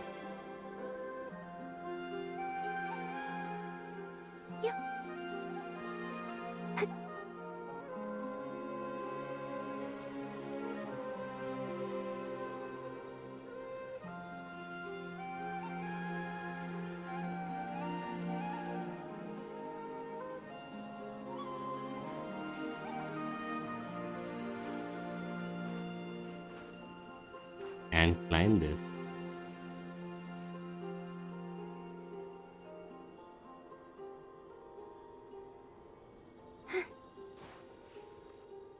I seem to have...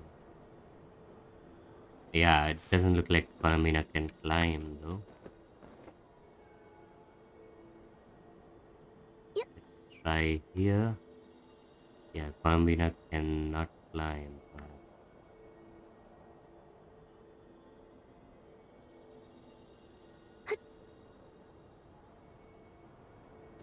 Oh wait, she can?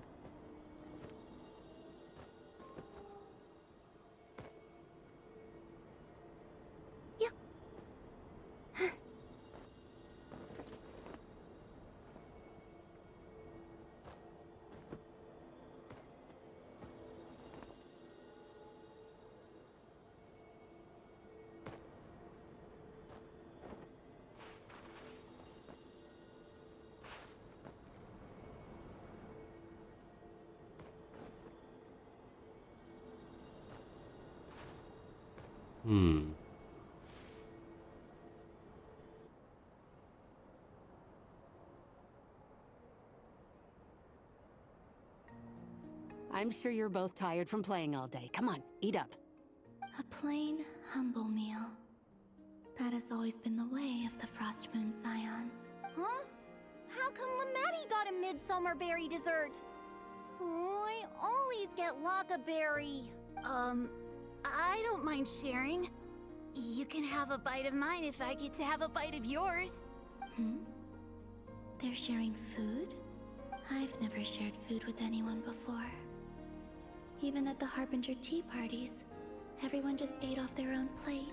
And when I couldn't finish my food offerings from the Frost Moon Scions, they'd leave the leftovers out under the moonlight for the animals to claim.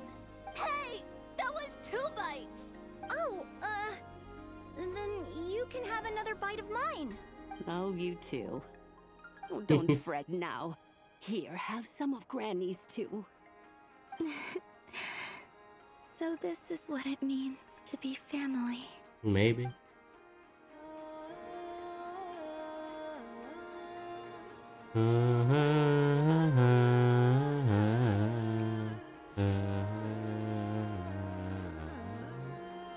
This music hits so much home.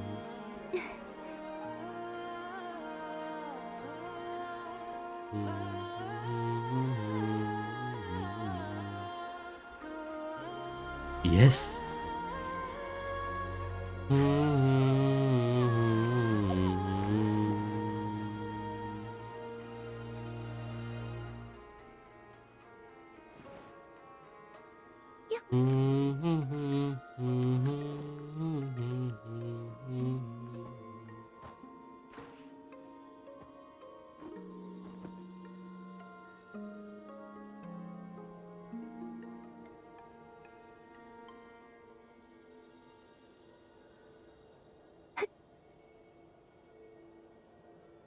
Yeah, I can glide. I cannot glide. I cannot glide or plunge.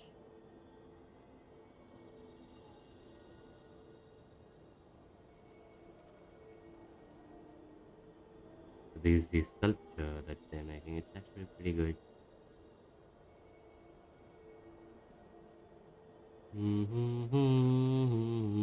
Ah, I cannot go to the statue.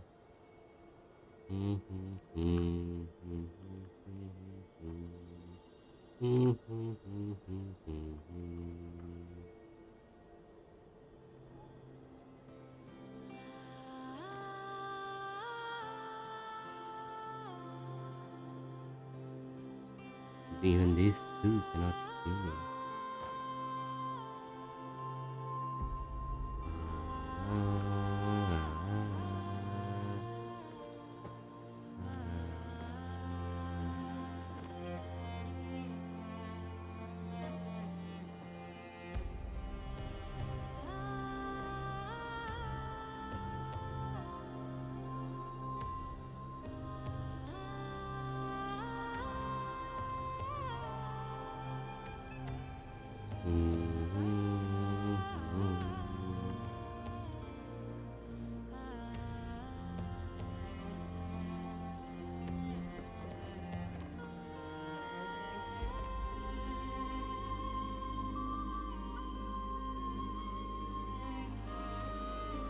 So just fill these balloons with air, right? Yep. Try a couple now to test things out. The rest can wait till Moon Prayer Night. Think fast. Rita! Teasing an acolyte of the Frost Moon Scions? Surely that's a punishable offense. Take this! They're having fun. Huh?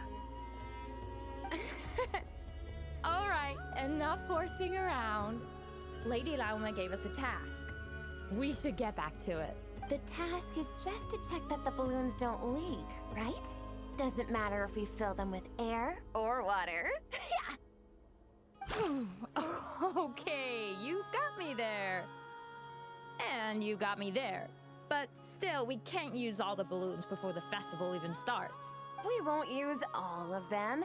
And as long as Lady Lauma's trusted acolyte doesn't snitch, this can stay as a little secret between friends. A couple more can't do any harm, right? Oh, you menace. Then, think fast!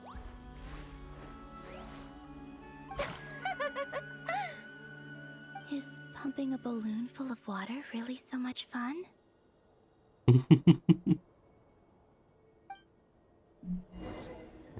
So cute.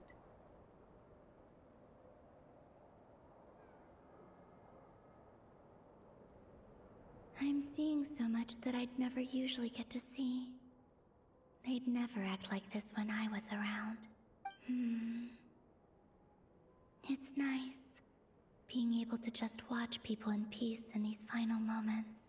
What a rare opportunity. I think I'll go take a look around Nasha Town, too. Maybe the Traveler will be there.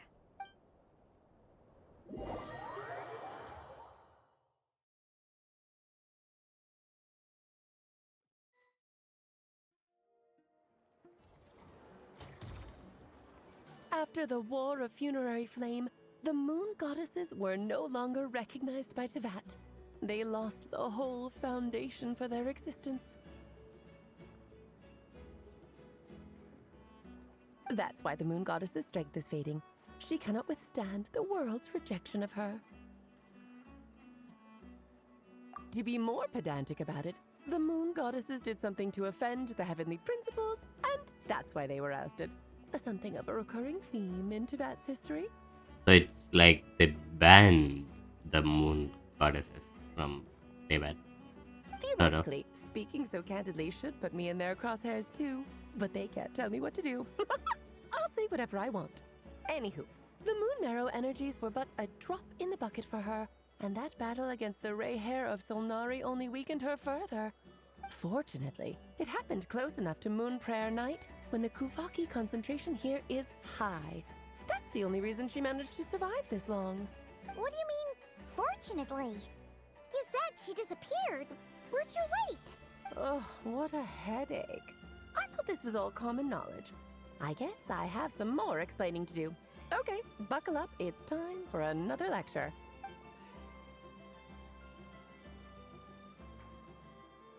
Now, I said earlier that the Moon Goddesses lost the foundation for their existence. The reason for that has to do with the natural order. Basically, the rationale for their existence in Tevat was lost. The same logic applies to the present Moon Goddess too. Consider her existence so far. Her comrades in the Fatui called her Damselette. And she was worshipped as Kutar by the Frost Moon Scions. But these connections have now been severed, whether by her hand or yours. So, the rationale that once sustained her existence is now gone. Wait, we did that to her? Oh, well, strictly speaking, yes. But let's not start pointing fingers, shall we? I'll only end up as the big bad villain, and that's not the kind of final boss I want to be. Of course I do. I'm only the greatest mage in the whole entire world. Now, if you wish to find your Moon Goddess, there are 2 problems we need to solve.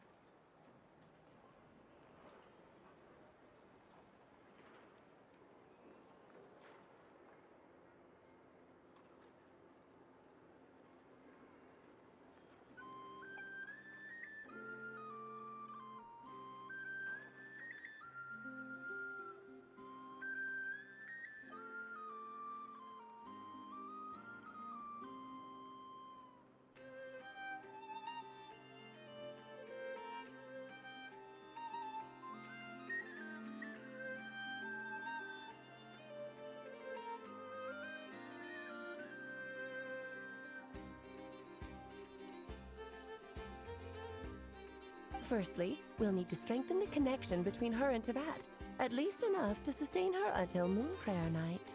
Strengthen her connection. But does that mean I'll have to rally all the Frost Moon faithful behind this? I'm afraid a bygone faith and a former home won't be of any help to her now. Do you know her name? Her name? Oh, yes. Names are very important things. A name is a fundamental concept that anchors one's entire existence. I asked her once, but she said she didn't know. Then your first job is to find it. As a moon goddess, I'm sure she must have a name she identifies with. Neither Columbina nor Kutar is her true name, and she's never really accepted either of them. So, finding out her real name is enough to sustain her existence? Yes, I know it sounds like a small step, but every journey begins that way. So for now, that's all we need to focus on. The second problem is with her plan to use the moon marrows to return to the moon. Unfortunately, piercing through the false sky will take an enormous amount of power. Given her current condition, she won't be able to provide anywhere near enough power, even if she recovers her physical form. But no need to fret. Nicole's the expert in this field, and I'm sure she'll figure something out. Wait, Mage N is going to help us out too? That means we've got 2 Hexacircle mages on the case. This is turning into a pretty big deal. Actually, this is more of a side quest for me. Like you said, I'm a busy lady, so I can't stay for too long. I'll have to return to Tivet's border soon. Thank you for telling us all of this. That's the upside you get for looking out for my little Klee. Hopefully that will incentivize you to carry on keeping her company in the future. Anyway, That's lovely. jokes aside, you'd better get moving. It will take quite a miracle for the moon goddess's consciousness to hold out till moon prayer night. Oh, I suppose I might as well tell you where Nicole is before I leave. Off you go now. Time to meet your new friend. Oh, yes, and a little suggestion. Don't forget to mind your heads. What? I wonder how Durin's doing. I should really go see him before I head back. You really are super busy. I most certainly am. There's so many children I have to keep tabs on just in Mondstadt. Durin, Albedo, Venti, Varka. There were some unexpected names in there. Klee didn't make the list, huh? Of course not. Klee is my pride and joy. I have no qualms about her, because she's the best child in the whole wide world. Okay. Yep. Klee's a little angel. I'm glad you agree. Well, all the best. See you when I see you. See you when I see you. She left in a hurry. Yeah. She didn't pack up her stall. Should we handle it for her? I doubt that's necessary. I must say, I'm now very curious about her daughter. Klee, wasn't it? What's she like? That's a long story. Come on, we'll fill you in as we go. So we are going to meet Nicole. That's crazy. This is Columbina's perspective, right?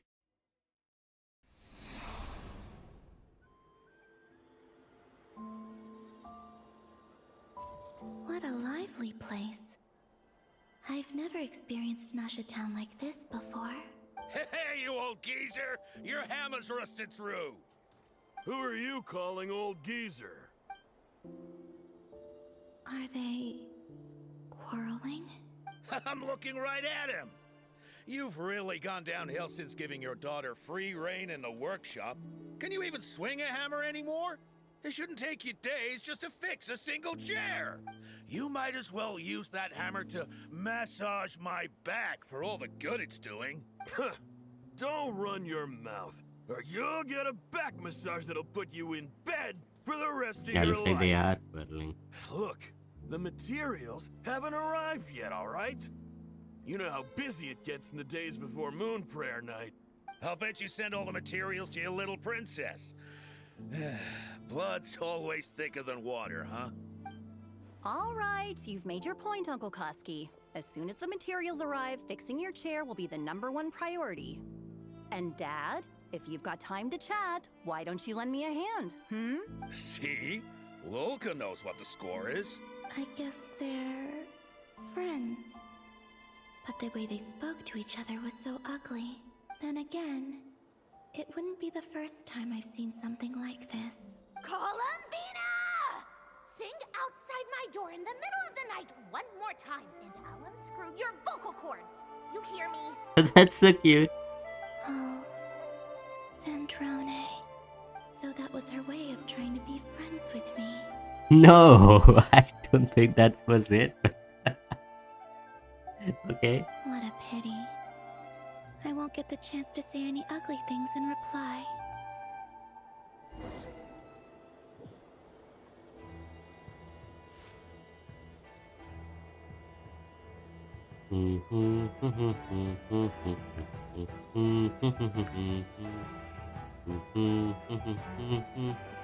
No, I wanted to talk to Catherine so that she could leave a message to our dear lady and Drone there.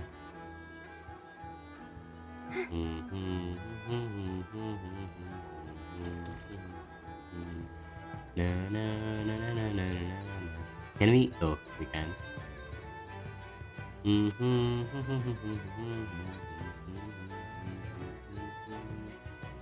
Okay, looks like this is dead end. Maybe not. Later.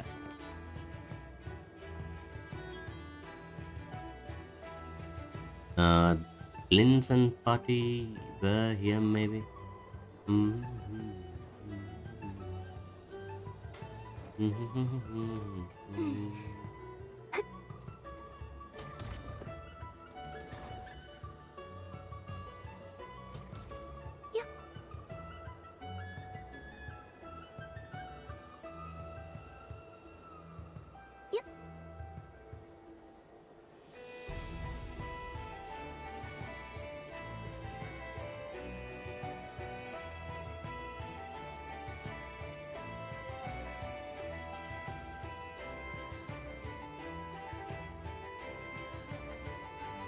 Okay, it doesn't show the energy bar, but we are definitely running there.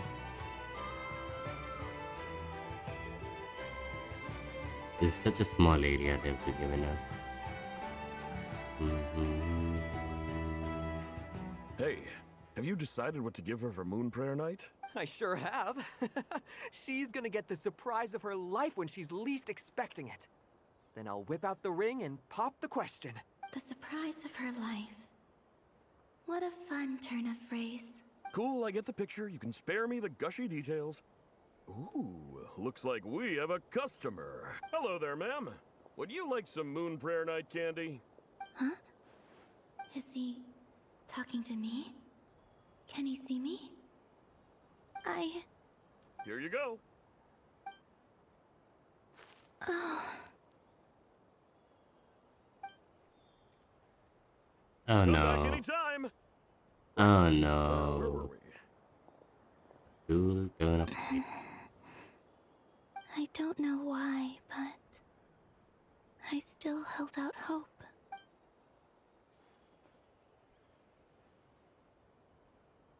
The most important thing right now is to find that mage. This name thing seems super important too. But where do we even start looking? I'd better go pay the Fatui a visit.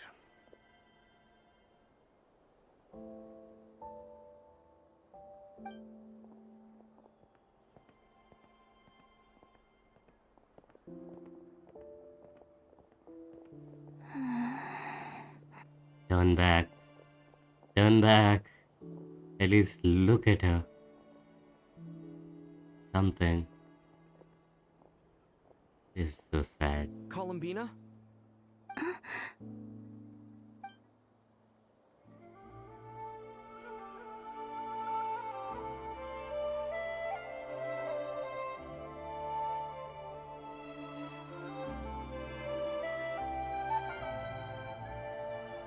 Traveler?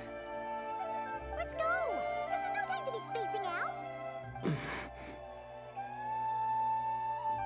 Of course, the traveler would notice.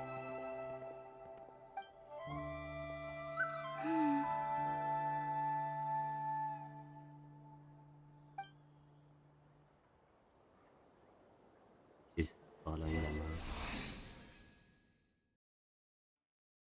Maybe it's not so bad just staying quietly by the side.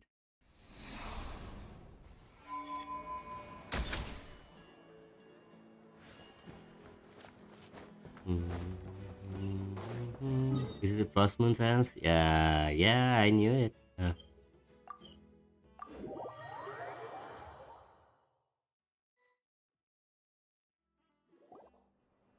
Where are they going? They mentioned a mage and a name? So, Mr. Varka, are you acquainted with this Nicole? Or should I call her Mage N? Not really. We've never met, though she has come up in conversation. From what I've gathered, Alice kinda took Nicole under her wing. Taught her how to speak in a more ladylike fashion, that kind of thing. Huh. Hard to imagine Alice as an etiquette coach. Yeah, Alice is a larger-than-life personality, I'll give you that. But then again, that's why she's able to draw such an eclectic mix of people into her inner circle. If I remember correctly, being an interesting person is actually one of her main entry requirements. So, if you ever wanted to join the Hexen Circle, I'm sure you'd both be eligible to apply. Hey! Don't go around making promises on Alice's behalf. I wouldn't dare. I'm just trying to paint a picture of the Hexen Circle for you. Okay, sure. Anyway, since none of us have ever met Nicole, how are we supposed to find her? We can't just go up to every woman in sight and ask, "Hey, are you Nicole?" Maybe something she's wearing will give it away? Like, a wind bloom pinned to her chest or something. Wait a minute. Alice never said Nicole was from Mondstadt. Oh, true. What about a tea set? Each mage has their own cup. That would be this young lady, then?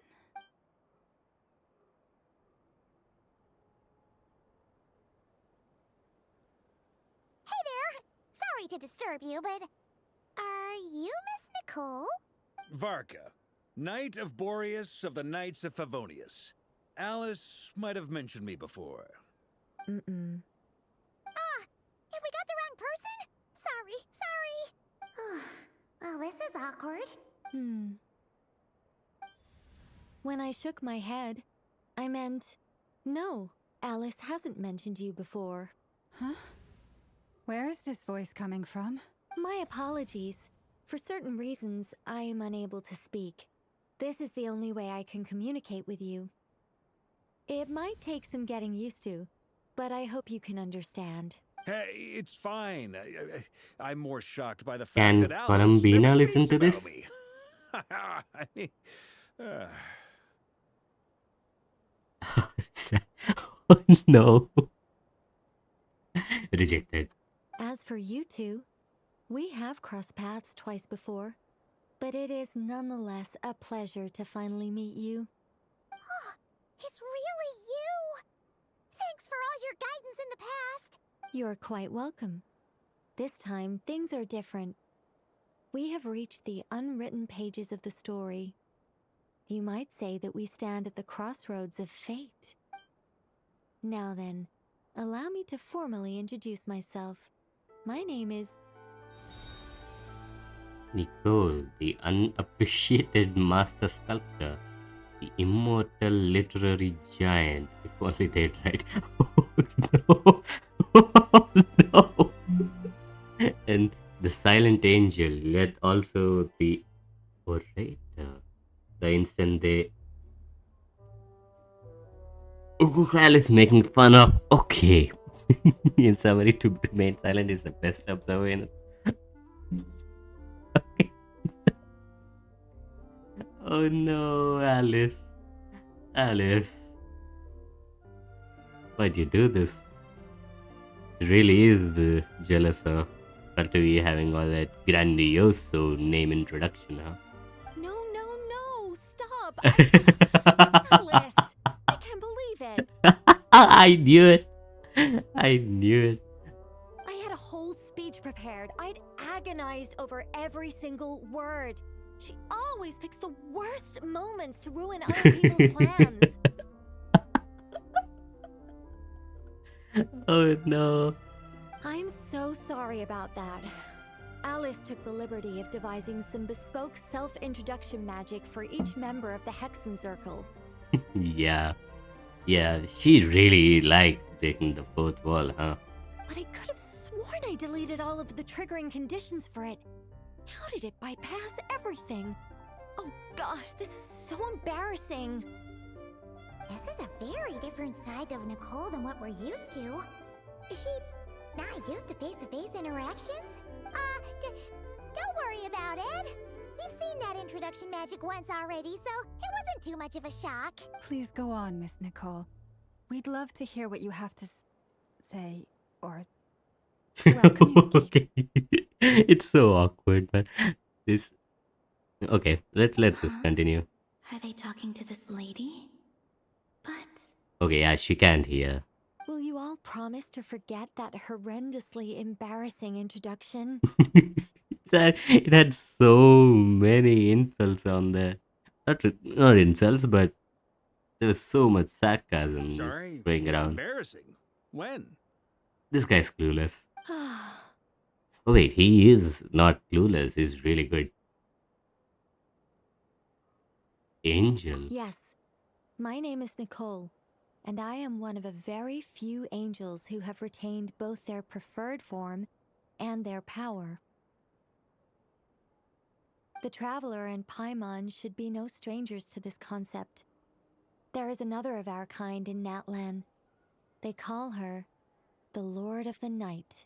Alright! Paimon remembers her! But we've never seen her in person. Yes. Well, I have retained more of my power than she. It's because I don't have a long-term duty to fulfill. To be more specific, no. We'll be here all day if I get into the specifics. Moving on. If I'm not mistaken, you are here because you wish to learn how one might reach the moon beyond the sky. That's right. Is that something you can give us any guidance on? Yes, I do know a way. It began with the Hyperboreans, who lived after the War of Funerary Flame. Blank looks. Maybe I should start with the background of the war, or maybe not. It shouldn't be an issue. I'll fill in the gaps for you when we have more time. Anyway, What is Columbina after that doing? war ended, the three moons retreated to beyond the false sky. The Hyperboreans were humans I once aided. They accepted the civilization and creations bestowed upon them by the angels.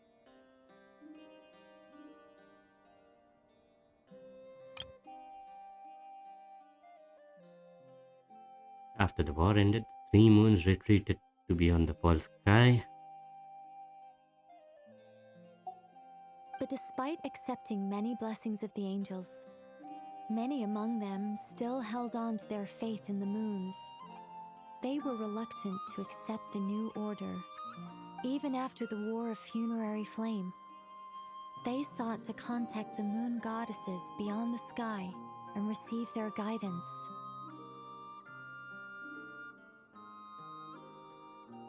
But all three had passed away by that point. This mage has a unique method of communicating. Is she talking about the moons? Yes, but they did not know. And so, still they prayed for the moon goddess's mercy. After building titanic structures that consumed vast amounts of Kuvaki, at last they glimpsed the moons and heard their voices. But of course, they were gravely disappointed. For it was then that they realized the three moon goddesses were dead. Oh, that's such a sad story. It is. Humanity was in a very sorry state at that time.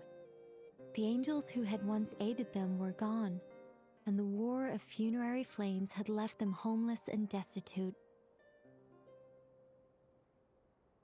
Just a second, I gotta ask. How relevant is all this history to the task at hand? Well, I mean, it's... Okay, it seems we've drifted into irrelevant narrative waters. It's been a while since I've had the chance to speak inside someone's head. As soon as I got started, I lost control and the words just flowed out like a waterfall. What I'm trying to say is... Right, yes, that's it. The relevant part is the ritual created by the Hyperboreans. The fact that they bypassed the false sky and saw the true moons implies that they successfully built a connection between Tivat and the outside world. Which means, with enough Kuvaki and a sufficiently stable connection, it should be feasible to send one person over the border. Okay, so they built some kind of portal? Oh, yes. A portal. Yes. Is something wrong? You sound disappointed. I just didn't expect you to summarize it so well. It turns out I could have said all that in one word, if only I'd managed to think of it. I think I understand Alice now. No, please, it's fine. This is invaluable knowledge. I'll be sure to record and preserve everything in writing. Oh, really? Well, in that case, I suppose I could backtrack and add some more detail. I did gloss over a few things so far. Whoa, whoa, whoa, time out. Let's summarize what we've got first. The Hyperboreans were the last ones to use this method, right? So we somehow need to find whatever structure they built and make sure there's enough Kuvaki to power it up. Luckily, we have the moon marrow of both the eternal and iridescent moons, so we're all good for Kuvaki. Which means the key issue we need to focus on is finding the place. Am I right so far? Yes. Although, I expect the structure is long gone by now. That said, what if we could take advantage of the phantoms to travel back to a time when it still existed? Well, travel back isn't quite accurate. It's more like we'd be creating a handshake between 2 points in space-time. We wouldn't even have to pick a time when it still existed. It could just be a time when it still appeared in phantom form via projection, or we could project our own phantoms, fold them together, and... Yeah, way too much. You look lost. Was that too hard to follow? Yes. Yeah, things got a little, technical there. Paimon's brain is reaching capacity. Alright. Let me think about how to put this more simply. Okay, got it. Over the next few days, I'll search for phantoms that we can use. Once I find one that meets the criteria, I'll let you know and we'll regroup. By completing certain rituals, specific individuals will be able to enter the phantom and make it to the Hyperborean structure. If everything checks out and it looks feasible, we'll just need to wait for Moon Prayer Night, and we can send the moon goddess back home. I'm really skimping on the detail here. Is this making any sense at all? It does. I think so. For now, we'll just wait to hear from you. Yes. Basically, yes. Great. Counting on you. In the meantime, we'll focus on finding the moon goddess's name. My name? Are they looking for a way to stop me from disappearing? Excuse me, Miss... Go on, Miss Nicole. This conversation was a little all over the place. I didn't catch your name. I am Lauma, of the Frost Moon Scions. Ah, I did wonder. I noticed that you listened very intently when I spoke about Hyperborea and the moon's history. If you'd be interested, I'd love to visit you this evening and go through it again in greater detail. Yeah, they'd love to hit it off, huh? Also, if you were serious about making a record, it would be too risky to simply write down the raw details as is. I would suggest some tweaks. Maybe rewrite the stories as fairy tales or fables, perhaps even prayers. Anyway, we can cross that bridge when we come to it. So, see you later then? Oh, and no need to prepare anything. Just a cup of tea will do. See ya! She seems friendly. It's just... It's so nice to find someone who's actually willing to listen. I've been dying for a chance to finally go through all this systematically from start to finish. Any longer and I'd probably start forgetting it. Now Paimon gets why Alice told us to mind our heads. Ha ha ha ha! What did I tell you? A lot of quirky people in Alice's orbit. Now then, The next order of business is, where do we start looking for the moon goddess's name? Maybe the rest of what Nicole has to say might give us some clues. Once I've heard her out, I'll summarize the salient points and share them with you all. I'm also inclined to review our other documents. Yes, our faith was first established by our Hyperborean ancestors, but many of the more factually accurate records are from after Kutar's birth. I have a hunch that the Fatui might know something too. Sounds like we're gonna follow Columbina's journey through Devat, huh? In that case, we'll start by heading to the Frostmoon Enclave. Sounds like a plan. Take this with you. I'll see about getting in touch with the Fatui. It'll probably just be Arlecchino and Sandroni again. They're the only ones who would want to help. Thank you, Mr. Varka. Don't mention it. Honestly, I'm more comfortable dealing with the Fatui than prying into the details of a young lady's childhood. Catch you later. I should follow them, just in case there's some way that I can help.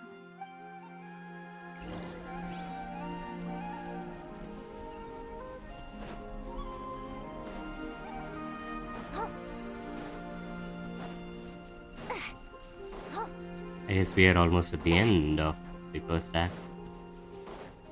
You're not going anywhere. Okay, we can't run. We can do this, I guess.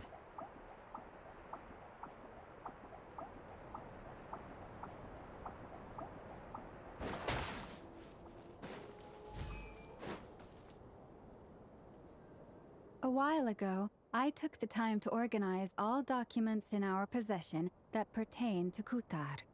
What you see here is the material I consider reliable. Reliable? You're saying there's unreliable material too? Obviously, there's Yes. probably a lot of it. Most of the information we have was transmitted through an oral tradition. Inevitably, some of her stories were mythologized and deified over the years through countless retellings. That's why I organized them into reliable and unreliable. There's no sense seeking answers in history unless we can ensure the veracity of the historical record. Makes sense. All right, let's take a look through.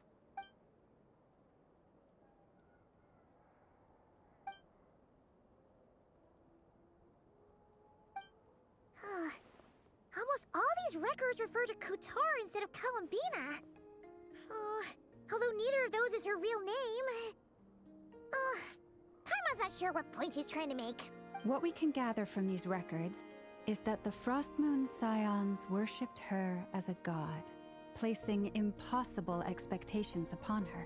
I cannot fault them for their earnest faith, but for all their devotion, worshipping her day in, day out changed nothing. I imagine that none of it resonated with Columbina. It wouldn't surprise me if, even back then, she had already begun to reject the name Kutar and everything it represented. Lama speaks the truth. When I heard them call upon Kutar with hope and expectation in their voices, they may as well have been calling upon somebody else. Well, that's a bit complicated. I looked at the level of detail, perceived authenticity, prose style, and how realistic their portrayal of Kutar seemed to be. Amongst the Frostmoon Scions of today, only I know of her existence, and I alone have spoken to her face to face. As such, I know that there are certain things she simply would never do. That being said, I have sensed some changes in her lately. Changes? Me? Seems like this is getting us nowhere. For what it's worth, why don't we check the unreliable sources too? Sure. Give me a moment.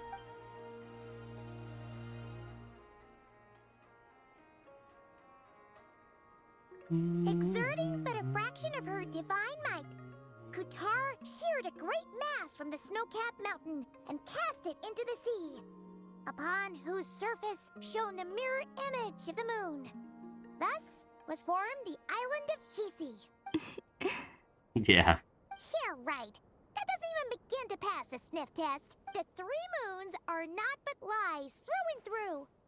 Only one moon has ever shone for us, and Kutar is her name. The vast majority of ancient texts are filled with fanciful tales like these. I trust you understand my criteria a little better now. Kutar did not speak, merely gazing into the distance in silence. And where her gaze landed, this was her prophecy. Clearly, whoever wrote this text never even met Kutar. Otherwise, they'd know that her eyes are always closed. Kutar did not speak, merely gazing into the distance in silence, and where her gaze landed, this was. Hmm. What about you, Traveler? What are you reading? Collection of Come anecdotes. on, let Paimon see. The child wished to build a wooden nest with which to shield a fledgling bird from the cold.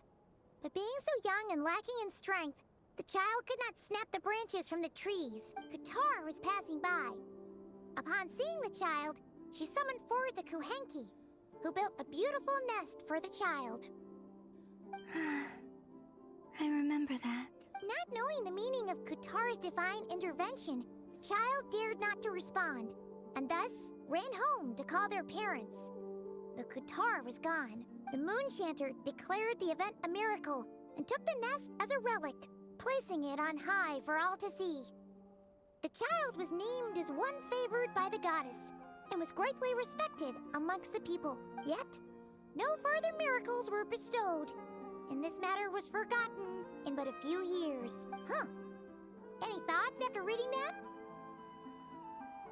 Yeah. Palabina probably just wanted to join the kid in making nests. Ah. I had originally considered this a fabrication, because Kutar did not perform any similar actions in subsequent records. But now that I think about it, it does seem like something Columbina would do. It's just that... She didn't know how other people would interpret her actions. She was probably worried about making things difficult for people. So, she gradually stopped joining in. Yes. Oh, that's so sad.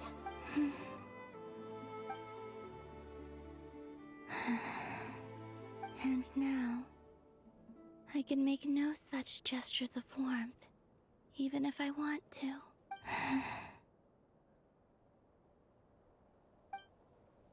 Still no name. That's a bit of a shame. But we did learn some interesting stories. That's gotta count for something. Barca said he was gonna set up a meeting with Arlecchino and Sandrone, right? Let's go back to Nasha Town and see how he's doing.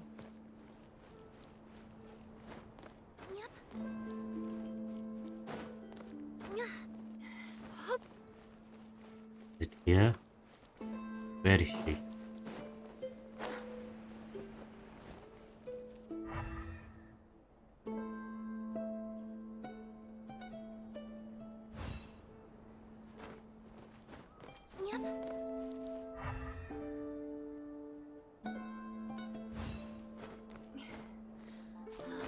Okay, let's just go there.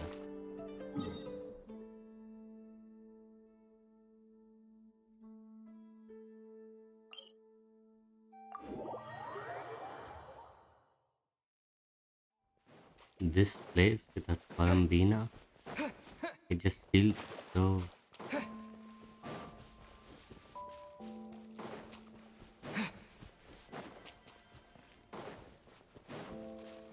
No singing, no nothing. It's just not there. I mean,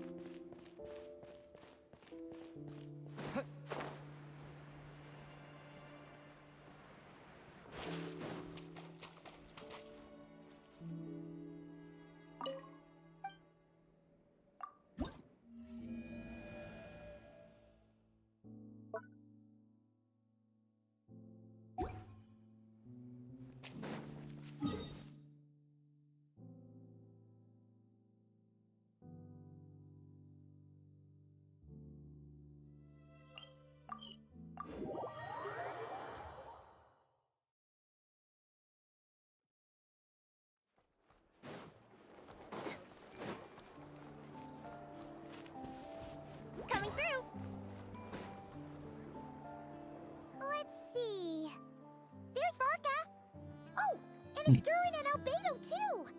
Talk about coincidences. We meet again. Yeah! This is pretty much the same place we bumped into each other last time. I convinced them to stick around a little longer. We were all waiting on people, so I figured having a little company would help pass the time. Ah, so you've been waiting for us? Does this mean that you've already arranged things with the Fatui? Sure does. Now you're back, we can go meet up with them together. How'd your investigation at the Frost Moon Enclave go? Nothing. Well, we didn't find out Columbina's true name. But apart from that, it went pretty well.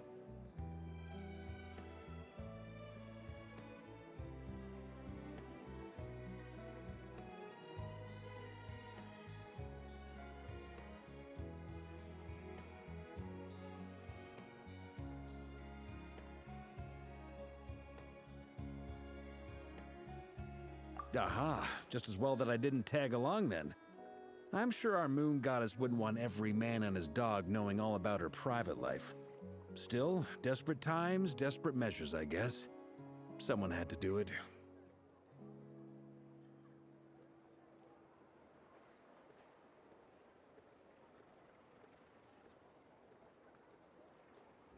So, Varka was waiting on us, but what about you two? Are you waiting for Alice? Oh, no. We already met with her. We discussed that experiment I mentioned to you last time. Oh, and she also handed me this communication device. That's right. I understand she informed you about the relationship between the phantom phenomena and Tevat's borders, yes? She wants me to help her with some more experiments on that front. She said that she'll contact me through this device with more information. Ah, I see. Following instructions and making observations. Pretty common research method. Takes me right back to Albedo's lab.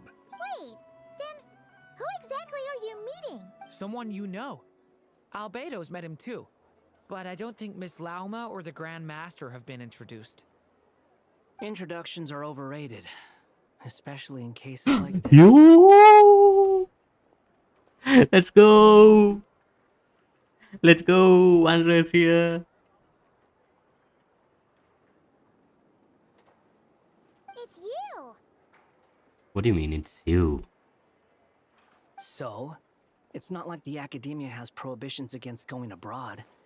Also, I applied for leave. Welcome to Not Cry, Wanderer. This is the biggest plot twist. I've been writing to Hat Guy since obtaining a human Hat form. Guy. I've already brought him up to speed on everything that's been going on in Nodcry. Hat guy? Yeah, Hat Guy. Turns out, I actually have heard that name before. Oh? Then why did you react the same way I did?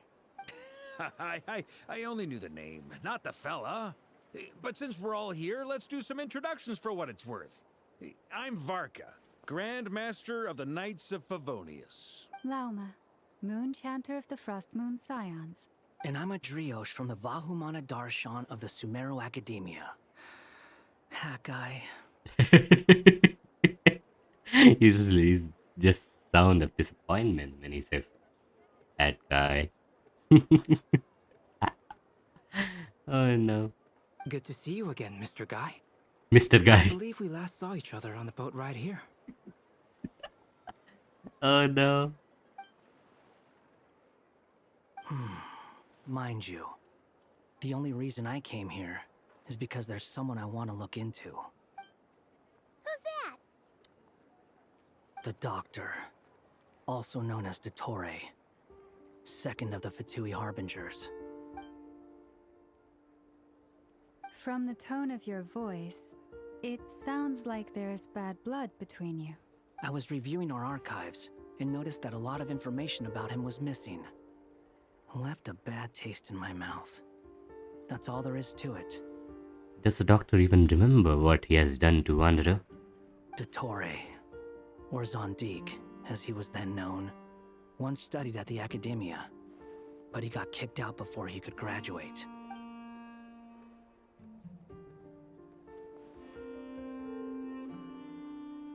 Oh, wait, that's crazy.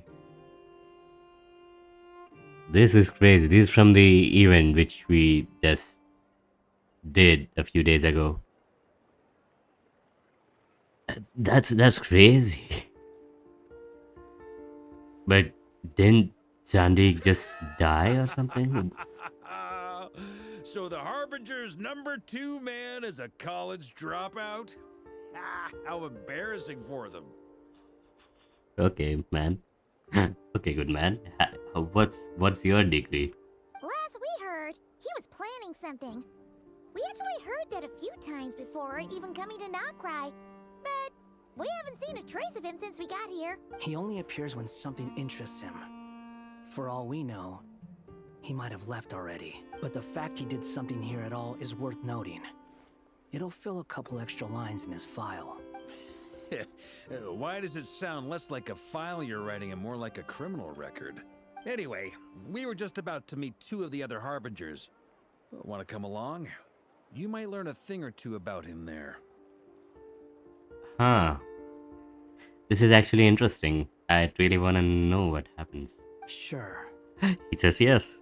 Even though they're Harbingers, well, they're old acquaintances of ours, so, you know, when you talk to them, try to be...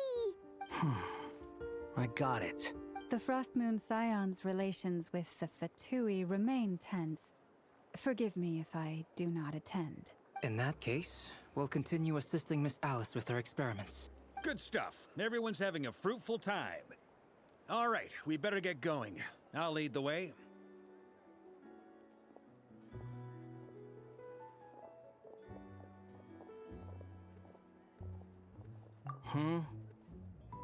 Are you here for revenge? Well, yeah, that's obviously part of it.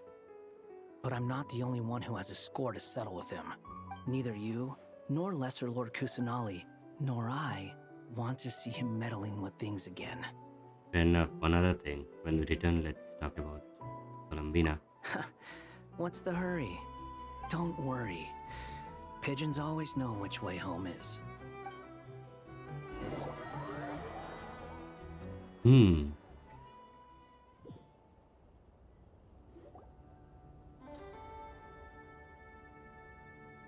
You made it. Who is this? Who is this? A scholar from Sumeru. They call him Hat Guy. He's an old friend of the Travelers. Wait, this is the academia representative you wrote about?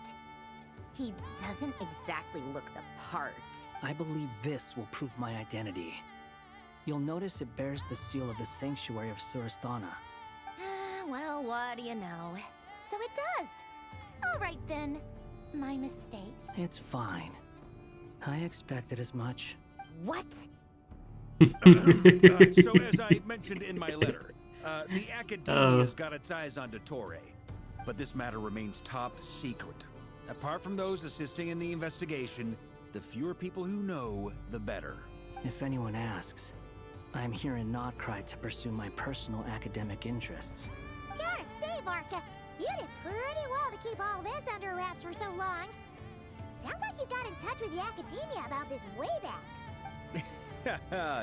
You flatter me.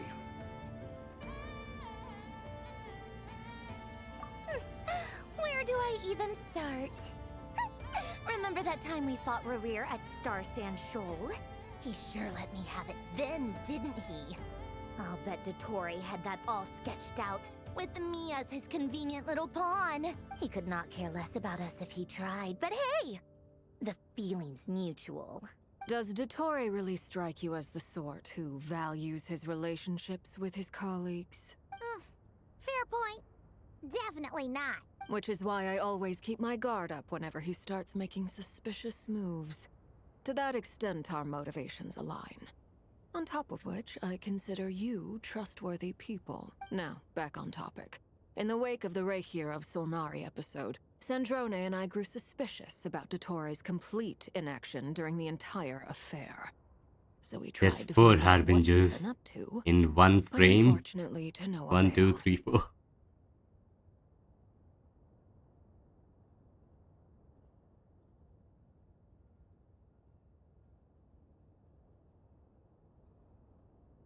He never lets anyone in on his plans.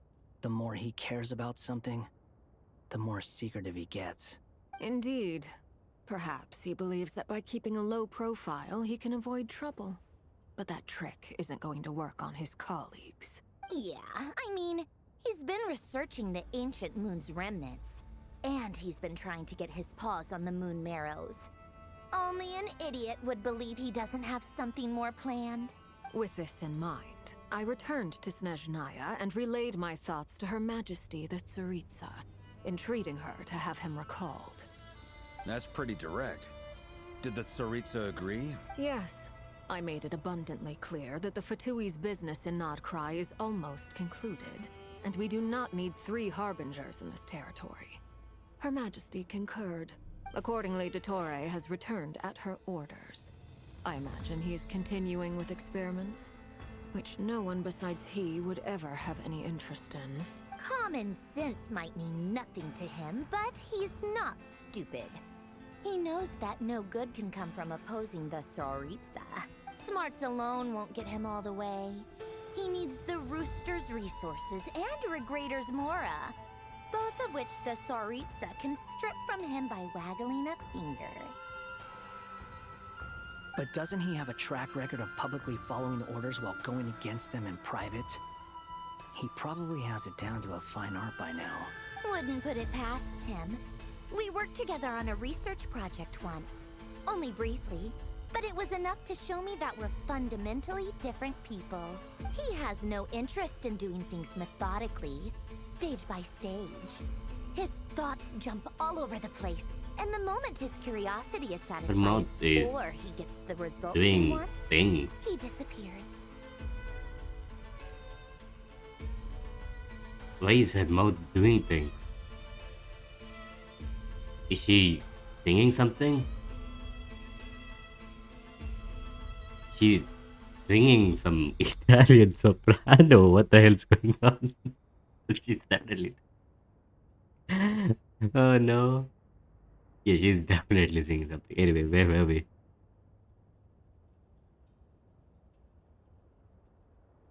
The only Yeah. similarity we share is that once we set our minds on doing something, we will see it done, whatever it takes. Oh, we definitely saw some of that in your battle with Rerir. You got so competitive. Ugh, do not remind me. Okay. Then I believe we all concur. Dottore will not simply give up. Fantastic. Now this is turning into a whole day of unpleasant memories. Ugh. Are you talking about the moon marrow stuff? He also strikes me as the kind of person to disregard experimental regulations, ruin all the equipment, and go way over budget. Then leave the first person he can find to deal with the fallout. Exactly. This one time, he was running some high-temperature experiment and the substance exploded. But does he care? No. He orders his subordinates to open the device so he can observe the results, which causes the gas inside to leak out. That gas was poisonous. If I hadn't been there, who knows how many people might have died. And after all that, he left while I was still cleaning up after his mess. What a waste of time, he said. A waste of time? This is so cute. He wasted my time! You've been bottling that up for a while, huh? Hat guy, I must say, you seem awfully familiar with internal Fatui affairs. Especially when it comes to Dottore. Thank you, Lady Harbingers, for providing such valuable information. I have no other questions for now, so I'll be on my way. Wait, what? You're just gonna leave? You're welcome to join if you want. Ugh. Just when Paimon thought he'd finally mellowed out. He makes quite the impression. I'll say. I've met tons of headstrong people, but not many of them would join me in bad-mouthing Dottore. Anyway, back to the main agenda. Varka, you said that Columbina has gone missing? Or rather, disappeared. Yeah. We're working on building a connection between her and this world. The simplest method is to find out her real name. I've actually asked her that question before, but she said she didn't know. Considering our relationship, I doubt she was lying to me. She could have just given you a pseudonym. Ah, do we ask this? Maybe. As far as I recall, she was never dispatched by Her Majesty to claim a gnosis or anything like that. The Tsaritsa's plans had long contained a place specifically for her. I always thought that was weird. What could she do that the rest of us couldn't? Knowing what we do now, it's probably something related to Kavaki, right? More than likely. When she first arrived, Columbina would often go to Her Majesty and ask when she could start the task assigned to her. But Her Majesty always gave the same reply. The time has not yet come. So she spent her days in Snezhnaya doing basically nothing. She says, fidgeting. The Tsaritsa has summoned a beautiful blind maiden to be a harbinger, giving her the third seat by virtue only of her enchanting voice. It was a dumb and stupid rumor, but the reality of the situation made it hard to refute. And what happened after that? I imagine she stopped caring. She no longer seemed to care why she had been recruited, and Her Majesty never gave her any missions. So she just continued to sing in the flower garden. For my part, I was busy. So busy, in fact, that watching someone be that idol had me fuming. But still, I got the sense that she had long been used to a life of other people claiming she was needed when she wasn't. I just felt that having a place to stay would cost me something eventually. And so I waited quietly for the day that I would have to pay the price. And on the other end of that spectrum, you had me. Someone once told me that I had the lousiest work and the toughest luck. That's a good way of putting it. I forget who said it, but those words have always stuck with me.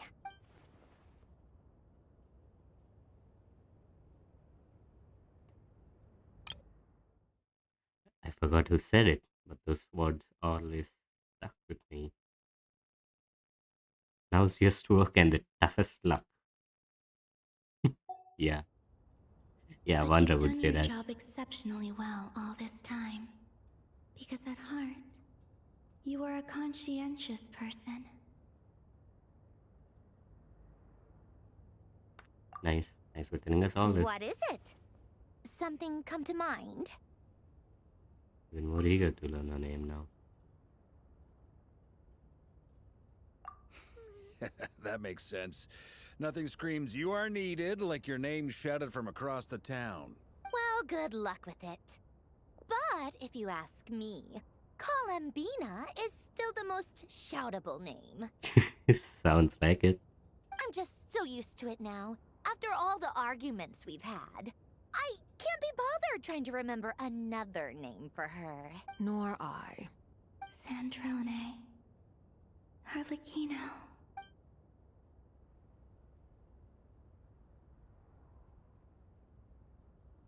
Huh! It's a Sealy! Does that mean Nicole has news for us? Ladies, I thank you for your hospitality. If the chance ever comes up, I definitely owe you both a drink sometime. I'm sure it will. You can make your own way out. Heck, you've been here enough times, you probably know your way around better than I do. Take care, everyone. We'll be in touch if the situation changes. Time to do what adventurers do best. Follow that Sealy! Wait, Durin? Durin's perspective?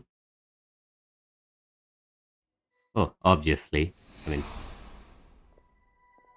Here you are.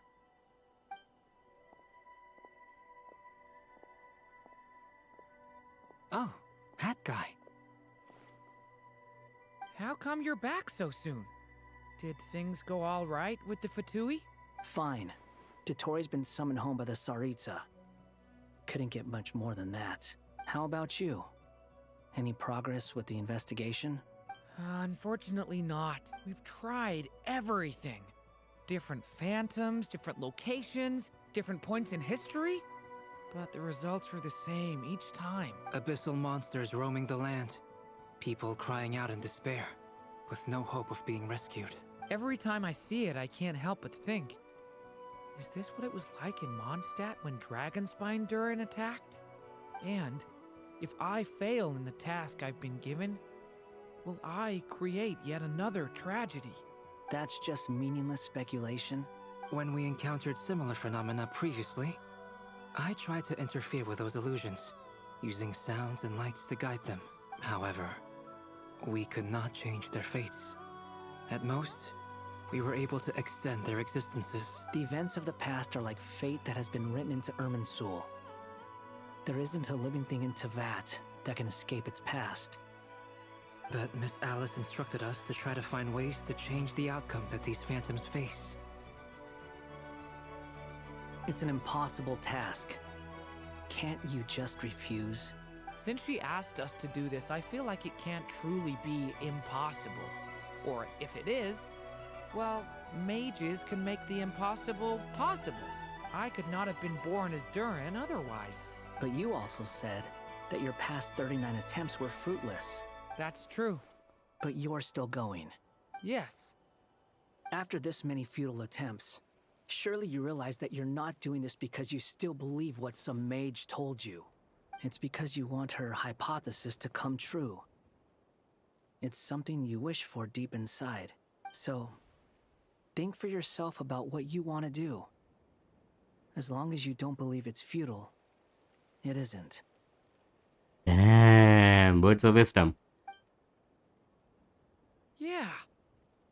Previous experience indicates that we cannot touch the phantoms, which limits the effectiveness of our interventions. If we want to clear this hurdle, we need to break this rule somehow.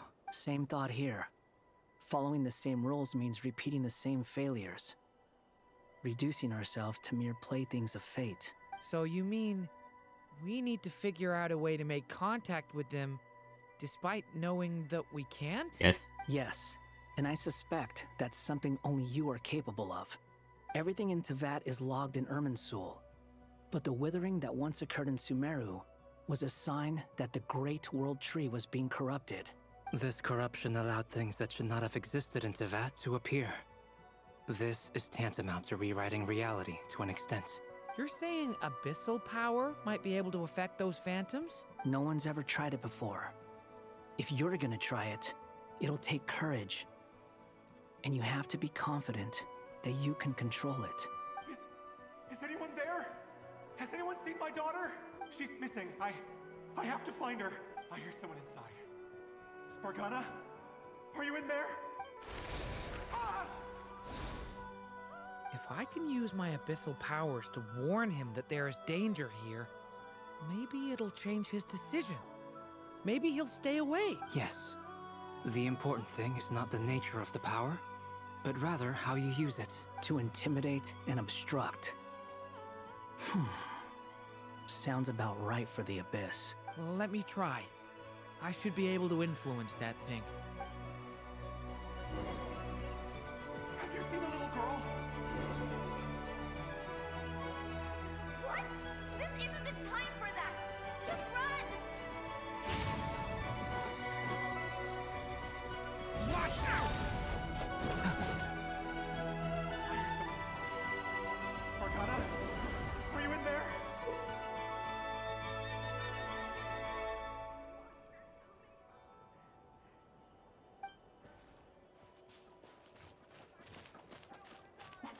What is this? Looks dangerous. I should get out of here.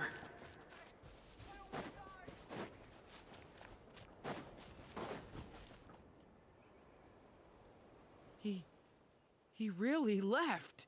Ha! We did it! The story has not ended yet. Don't celebrate too soon. Follow him. See what he does next. Monsters approaching from the front. You need to stop them and create an opportunity for him to hide.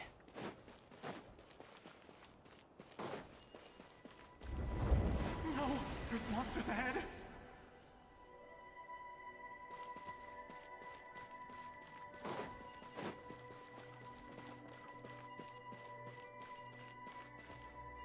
Wait, is that the barrier I saw earlier?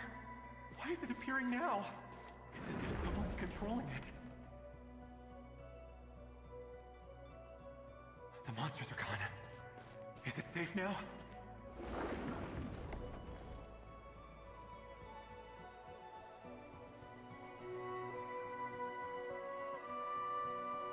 The barrier's gone too. How odd. Anyway, I guess I'll keep going. Quickly, let's keep up.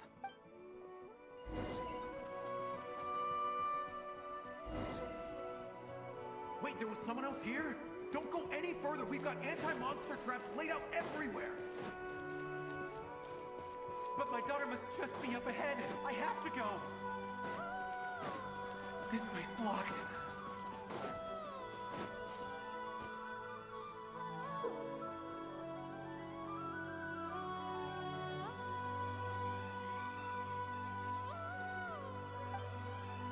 We might be able to use the explosives over there, but we need to take care not to hurt him.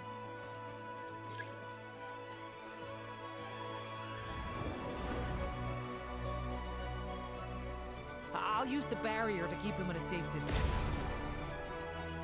This barrier seems to be helping me somehow.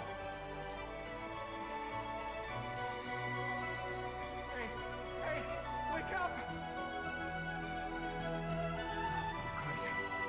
Gotta keep moving ahead.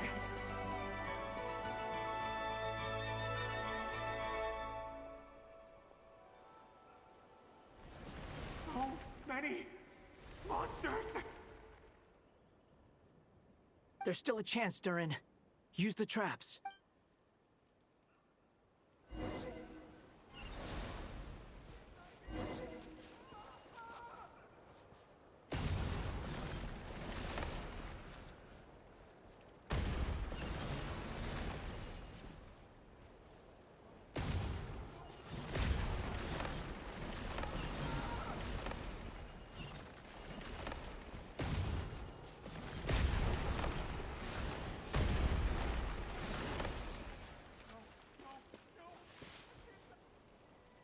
This is a new development. I've never seen this happen before. We might just be able to save this person.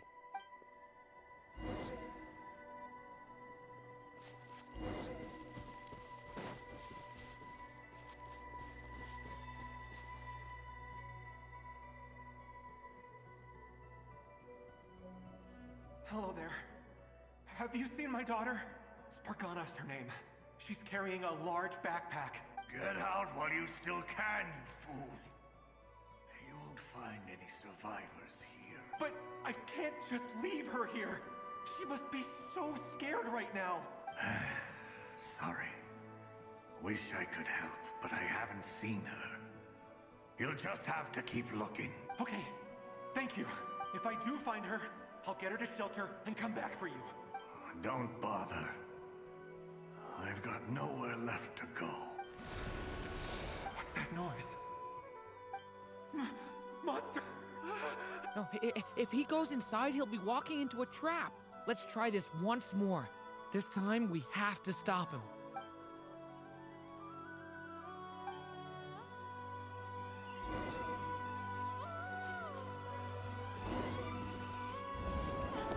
Why? How will I know where Spargana's gone like this? You know what? I'll trust this strange barrier. It's gotten me this far after all.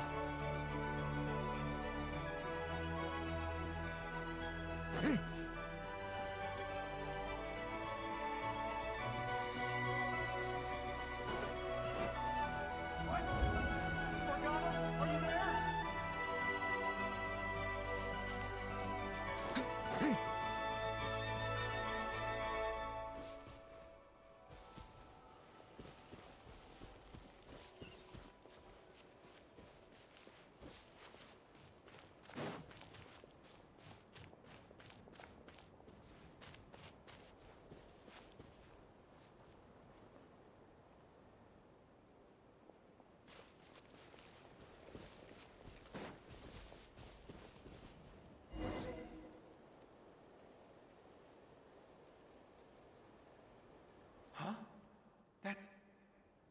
like one of my daughter's books. Thank you. Thank you. Yes, it's one of hers for sure. That's her name on it right there. Durin, just like last time. Use the explosives.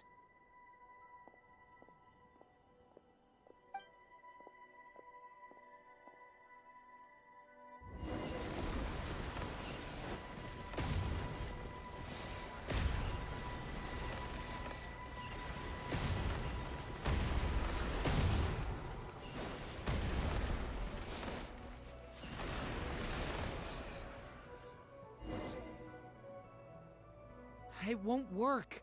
There's not enough left.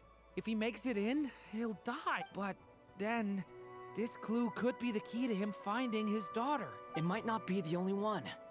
Better he misses that clue than loses his life. I guess so.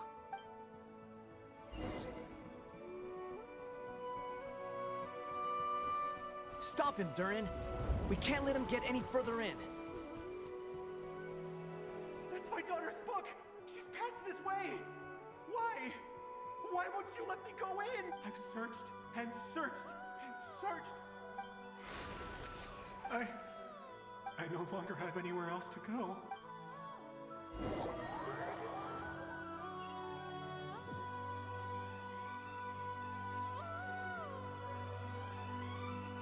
I'm sorry. I'm so sorry. He refuses to go anywhere else.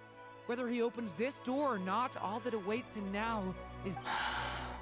Albedo? Hat Guy? Let's... One last time. Why am I here? What's going on? All these scenes running through my head. Where are they from? Huh? What's going on? His reactions have changed. How many times have I... What's happening to me? Huh? Wait. Who are you? You can see us now? I feel like I always could, but that I only just realized you were there. I'm sorry, I don't know how to describe what I'm feeling, but you were the ones guiding me using that marked barrier, right? I haven't done anything yet, but those monsters, those deaths, they feel like memories. Like things I really did experience. I won't find my daughter. In fact, I'll ultimately die trying to find her. Isn't that right? Well, no, it isn't. Yes, it is. Even so, we're trying to find a way out of this. You've not seen my daughter either, have you? It seems she really isn't here. I'm sorry we couldn't help you. I'm just tired. Maybe this... How long do I have left? Experience says 15 to 20 minutes. 15 to 20. Thank you for all your help. Let's rest a while. You look exhausted too. Now's not the time for you to start pitying us. It's not pity. I'm just realizing that I've only got 10 or so minutes left. You know?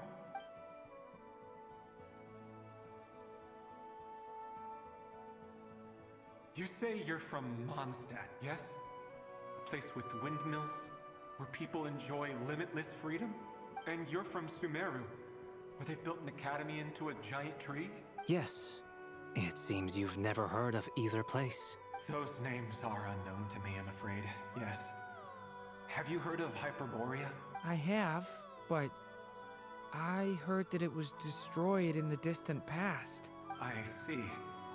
That was where my ancestors once lived. What about Delphi Pytho? Was it later rebuilt? I've never heard that name. Then what about Sal Vindaknir? I have seen that name on stone tablets on Dragonspine. But I'm afraid the only things left of that place are its ruins. I see. Sure enough, there was no way to turn this around, huh? I'm sorry. I was the one who asked to chat, but it seems like we're too many ages apart. There's barely any common ground to start from. It's all right. We did hear something new, at least. From how you speak of your lives, things must be going all right for you, I guess. They are. Mondstadt is a place of freedom and happiness.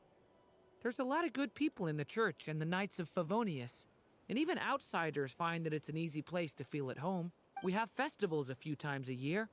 Everyone gets together to drink, sing, and be merry. Sumero is a lot more uptight. Not really the kind of place where you can relax. It's a nation fraught with problems wherever you look. But if all you want in life is to seek knowledge, I guess it's pretty much paradise. That's wonderful. In other words, after this all-devouring black tide passed, humanity did not merely avoid extinction, but rose to build prosperous civilizations anew. I mean, I can see you all right now. That must mean the future isn't a total mess, right? That's true. Well, time's almost up. Let's part ways, I think. Might be best if you don't waste too much time on me. The chances are slim, I know, but I'd like to spend these last few minutes looking for Spargana. If things work out, I'd love to tell her about what I've heard. May we meet again. Well, or not, most probably. Was Celestia In that always in case, frame for every may single your one of wishes his? come true. Okay, not.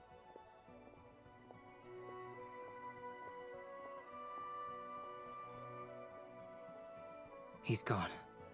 In a few minutes, he will meet the end that was his to begin with. The ending of this tale did not change. But I believe that we've just made the most progress we have yet. May your wishes come true. If only it were so simple. Hat guy, could I ask you a question? Hmm? You've never talked about your past. It seems complicated, and it weighs heavily on you. Would you be willing to tell me about it? I mean, sometimes it's better to get things out in the open. Take that guy we try to help, for instance. At least he said goodbye with a smile, right? I know about Albedo's past. Our experiences are very similar, and he created me. As for you, you're my first friend, and you've witnessed every step I've taken. But by comparison, I know nothing about you. Either way, I mean, we're still best friends. But if I knew more about you, I might understand your thoughts a bit better. I've told you about myself. I'm a student at the academia. And what did you do before that? Prepared for the entrance exam? All right. If you really don't want to talk about it, I won't press you any further.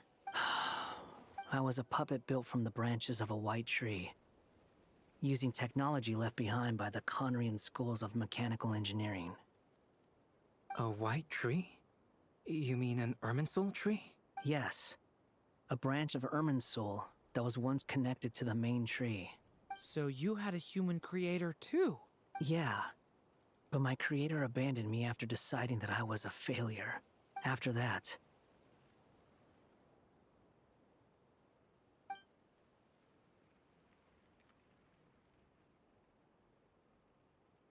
Durin. Resisting the influence of the abyss, suppressing the urge to destroy, trying to do the right thing. None of these things are easy, but no matter how hard they are, trying to rewrite past wrongs is far harder. You asked me if you would create a new tragedy if you failed. I told you there was no point speculating about that, but the real answer is yes, you absolutely will. That guy.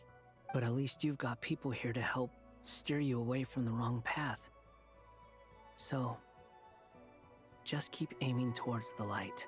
I will. I promise. All right, break time's over. Hello? Durin speaking. Hello, friends, it's me. What have you been up to, I'm detecting some unmistakable fluctuations here at the border. The amplitude isn't particularly high, but they're completely different signals from the ones before. And the scale is comparable to those I've detected previously. Alice, we were unable to save that person. However, he appears to have retained a portion of the memories gained through that cycle, and was able to hold a conversation with us. I see. Well, that is rather odd indeed. It definitely merits further attention. Could I trouble you to keep trying the same approach? I need to gather some more data. Counting on you. I should probably have Nicole come and check this out as well.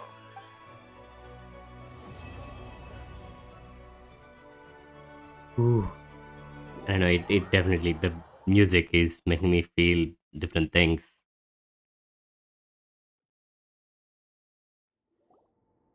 There you are. I was worried you might stop to collect treasure chests opened by the Seelie along the way. It would have taken you so much longer to get here. Another conversation I cannot hear. I am delighted to see that you understand what takes priority, and that your adventurer's instinct has not swayed your resolve.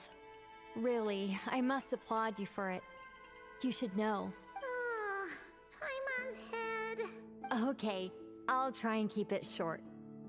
My senses are telling me that this is where we shall find the entrance to the ruins. Oh, cool! Look, what are we waiting for? Let's open it up and see! Patience. This was a sanctuary of great importance to the Hyperboreans. A special process is required to open the gate. Oh! Like the place that housed the Eternal Moon's marrow? Okay, so what's the plan? Need us to do anything? And just the short version, if you can. He's fed up. Ah, alright then. I was planning to start with some background on the invention of these techniques. Are you sure you don't want to hear it? It's quite informative. Remember what you were saying about priorities? Fine. Simply put, we need 3 human representatives to successfully undergo a process of Kuvaki resonance.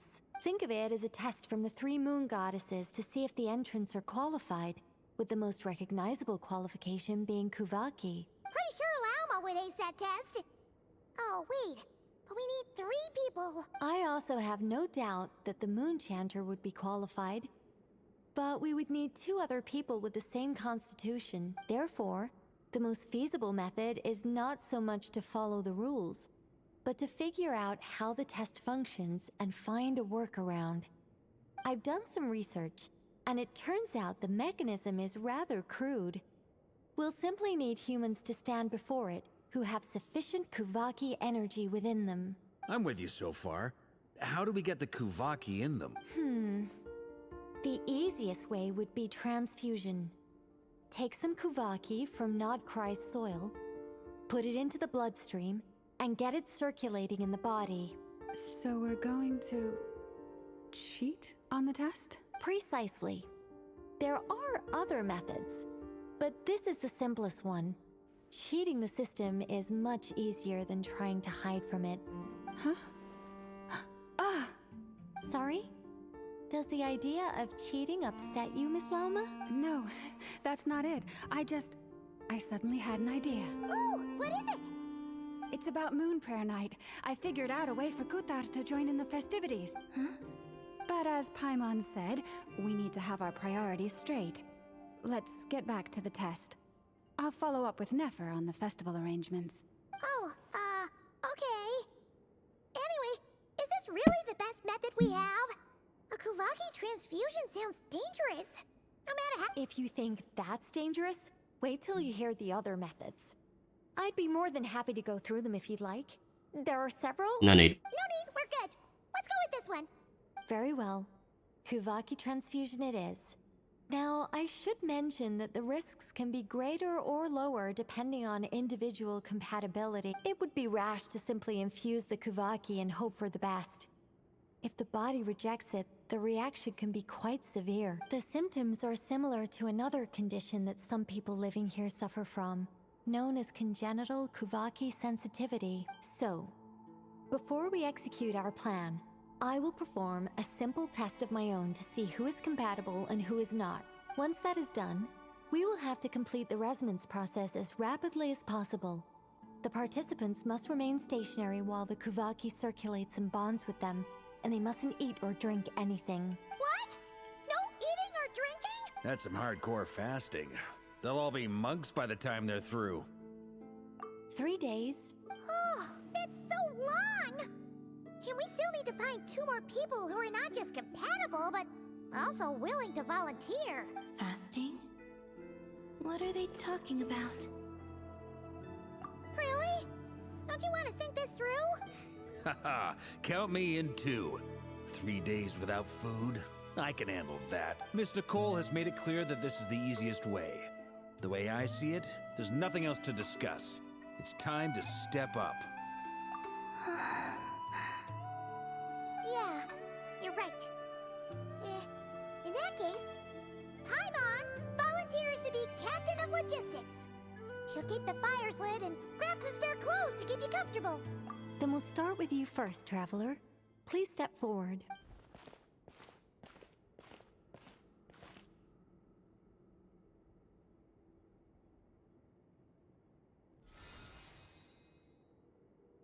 How's it going? Do you feel anything? Nope. How about now? Nope. And now? Nothing. What about now? Do something. Guys, it's not a competition, you know. All right, I'm officially impressed. Even as a descender, you can withstand far more than I imagined. It's like I summoned a giant stone titan to arm wrestle you, and your arm hasn't even moved an inch. In my last attempt, I infused 5 times the amount of Kuvaki required. Why are you doing this? Yes, safe to say, compatibility won't be an issue for you.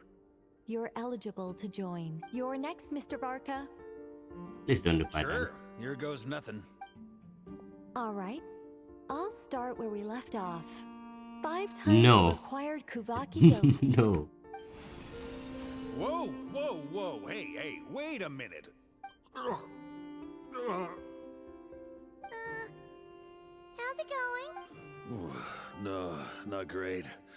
I kind of want to puke. Feels like I've been drinking too much. A few bottles of wine, then a big stein of Dark Horse, with some hard liquor from Liyue mixed in. You think this is funny?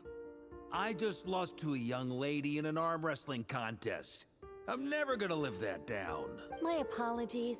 I'll lower the concentration and try again. Oh. How's it going now? I'm not as dizzy as last time, but I can still feel it pulsing around. In that case, you wouldn't be an ideal choice, Mr. Varka. Let's try someone else. Okay. Let's go ask some of our other friends then.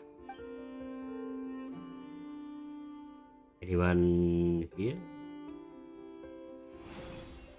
Of course, Llama should be fine.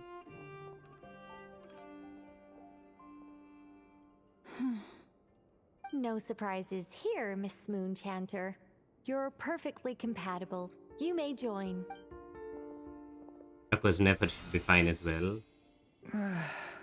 I'm getting a slight headache. Shame. You were so close. Whoa, I'm itching all over. Allergic reaction. We can't have that. Huh? Well, are you gonna start a what? The Hexenzirkel is an organization that cares for and protects children. We will not have them do dangerous things.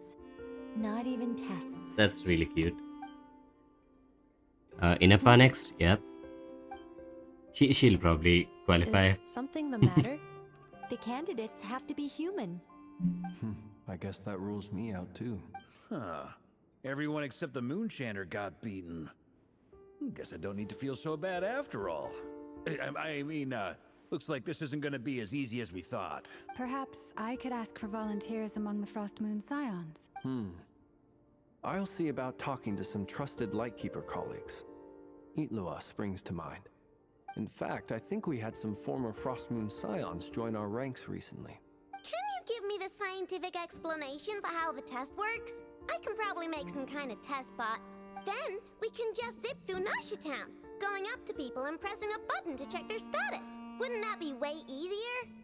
Okay. No. Wow! No elaboration for once. How about I contact the Knights of Favonia's garrison in the Wave Chaser plane? Shame that Lohan's already left. That guy's even tougher than I am. Strange. The moon goddess is clearly revered by many people. So why is she on the brink of disappearing?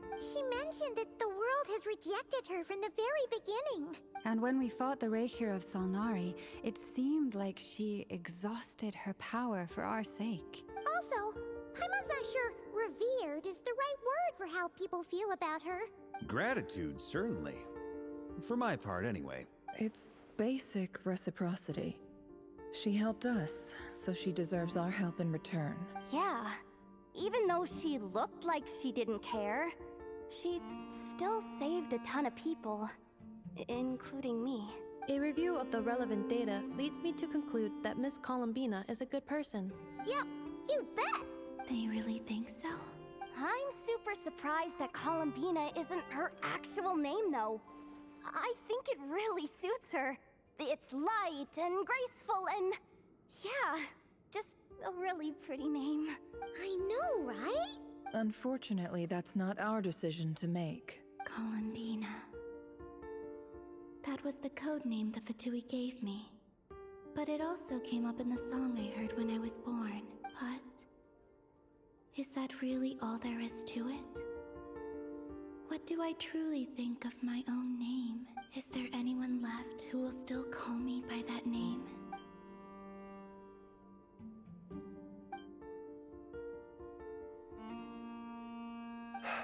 Moon Prayer Night is getting closer by the day. We're running out of time. We need to look for other candidates. Oh, Alakino is here. Then allow me to try. Huh? What are you doing here? You contacted your friends via the Adventurers Guild. Sandrone has been keeping an eye out for something like that. So she informed me. Since I have the ability to accommodate a moon marrow, I should prove to be a suitable candidate. Arlecchino. When can we begin? I see. We can begin right away.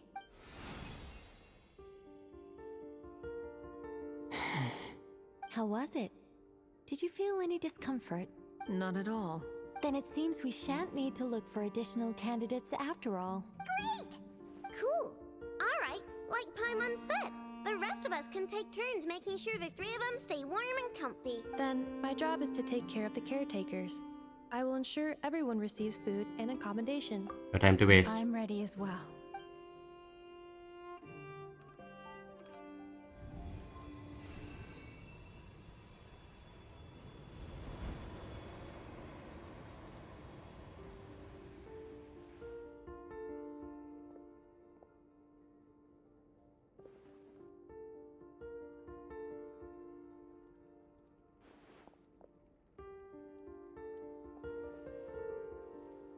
She's just sleeping there. Paimon's also sleeping there.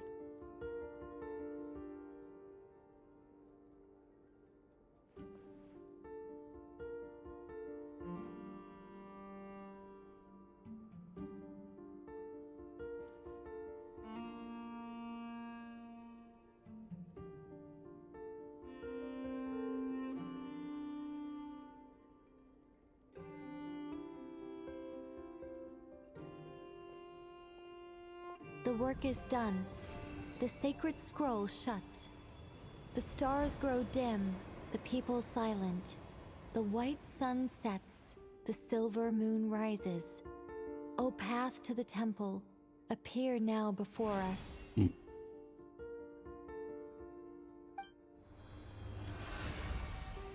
Wow! It really opened! So that's what all this is about. They've been trying to open this gate. Come, let us enter. It might be best to eat something first. Take care to chew properly and swallow slowly. It will give your body time to readjust to the She's just digestion process. These two. They will head in soon. They will need to enter this gate.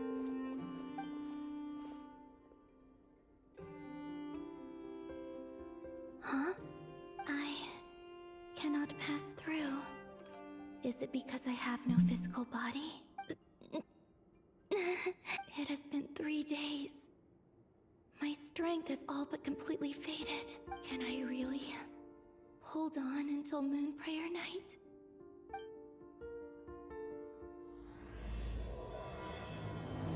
How can I stop this here?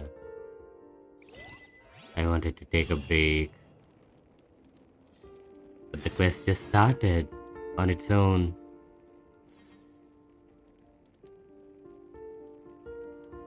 Okay, I guess we'll take a small break now.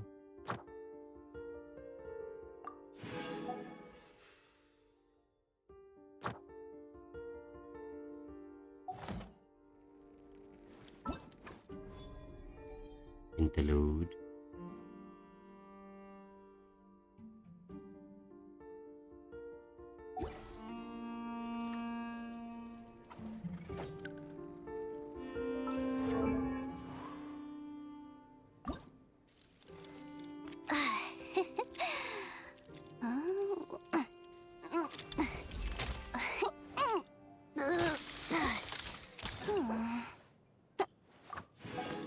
Two wishes, surely. Personally, I want a wolf's gravestone or a weapon that I don't have. But I'm pretty far away from pity, so probably not, I guess. Okay, let's refill this. This should be fine, this should be fine. We can try for a Kaya constellation soon. Or I can just leave it like that and I can just buy a few wishes. 5 wishes, 6 wishes maybe. 70, huh? History, let's just see. We did pull in the morning and we pulled till we got Yehuda.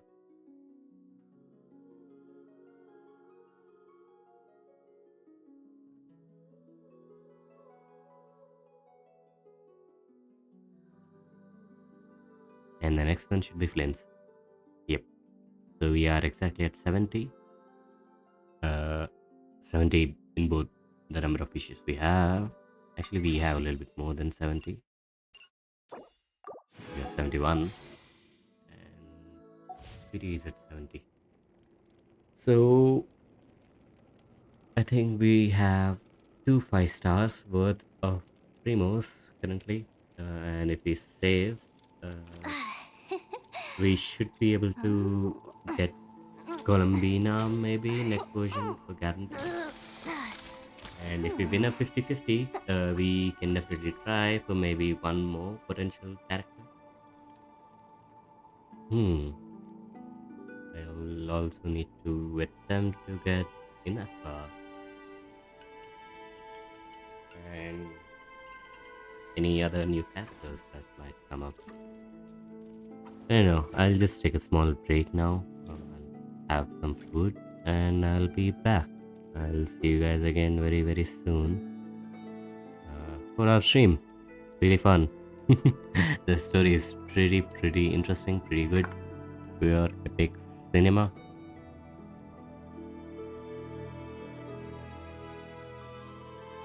Last time I tried to pet Ashru, a little fluff ball ran away. Well done. Thank you very much. I'll see you guys very, very soon. Bye.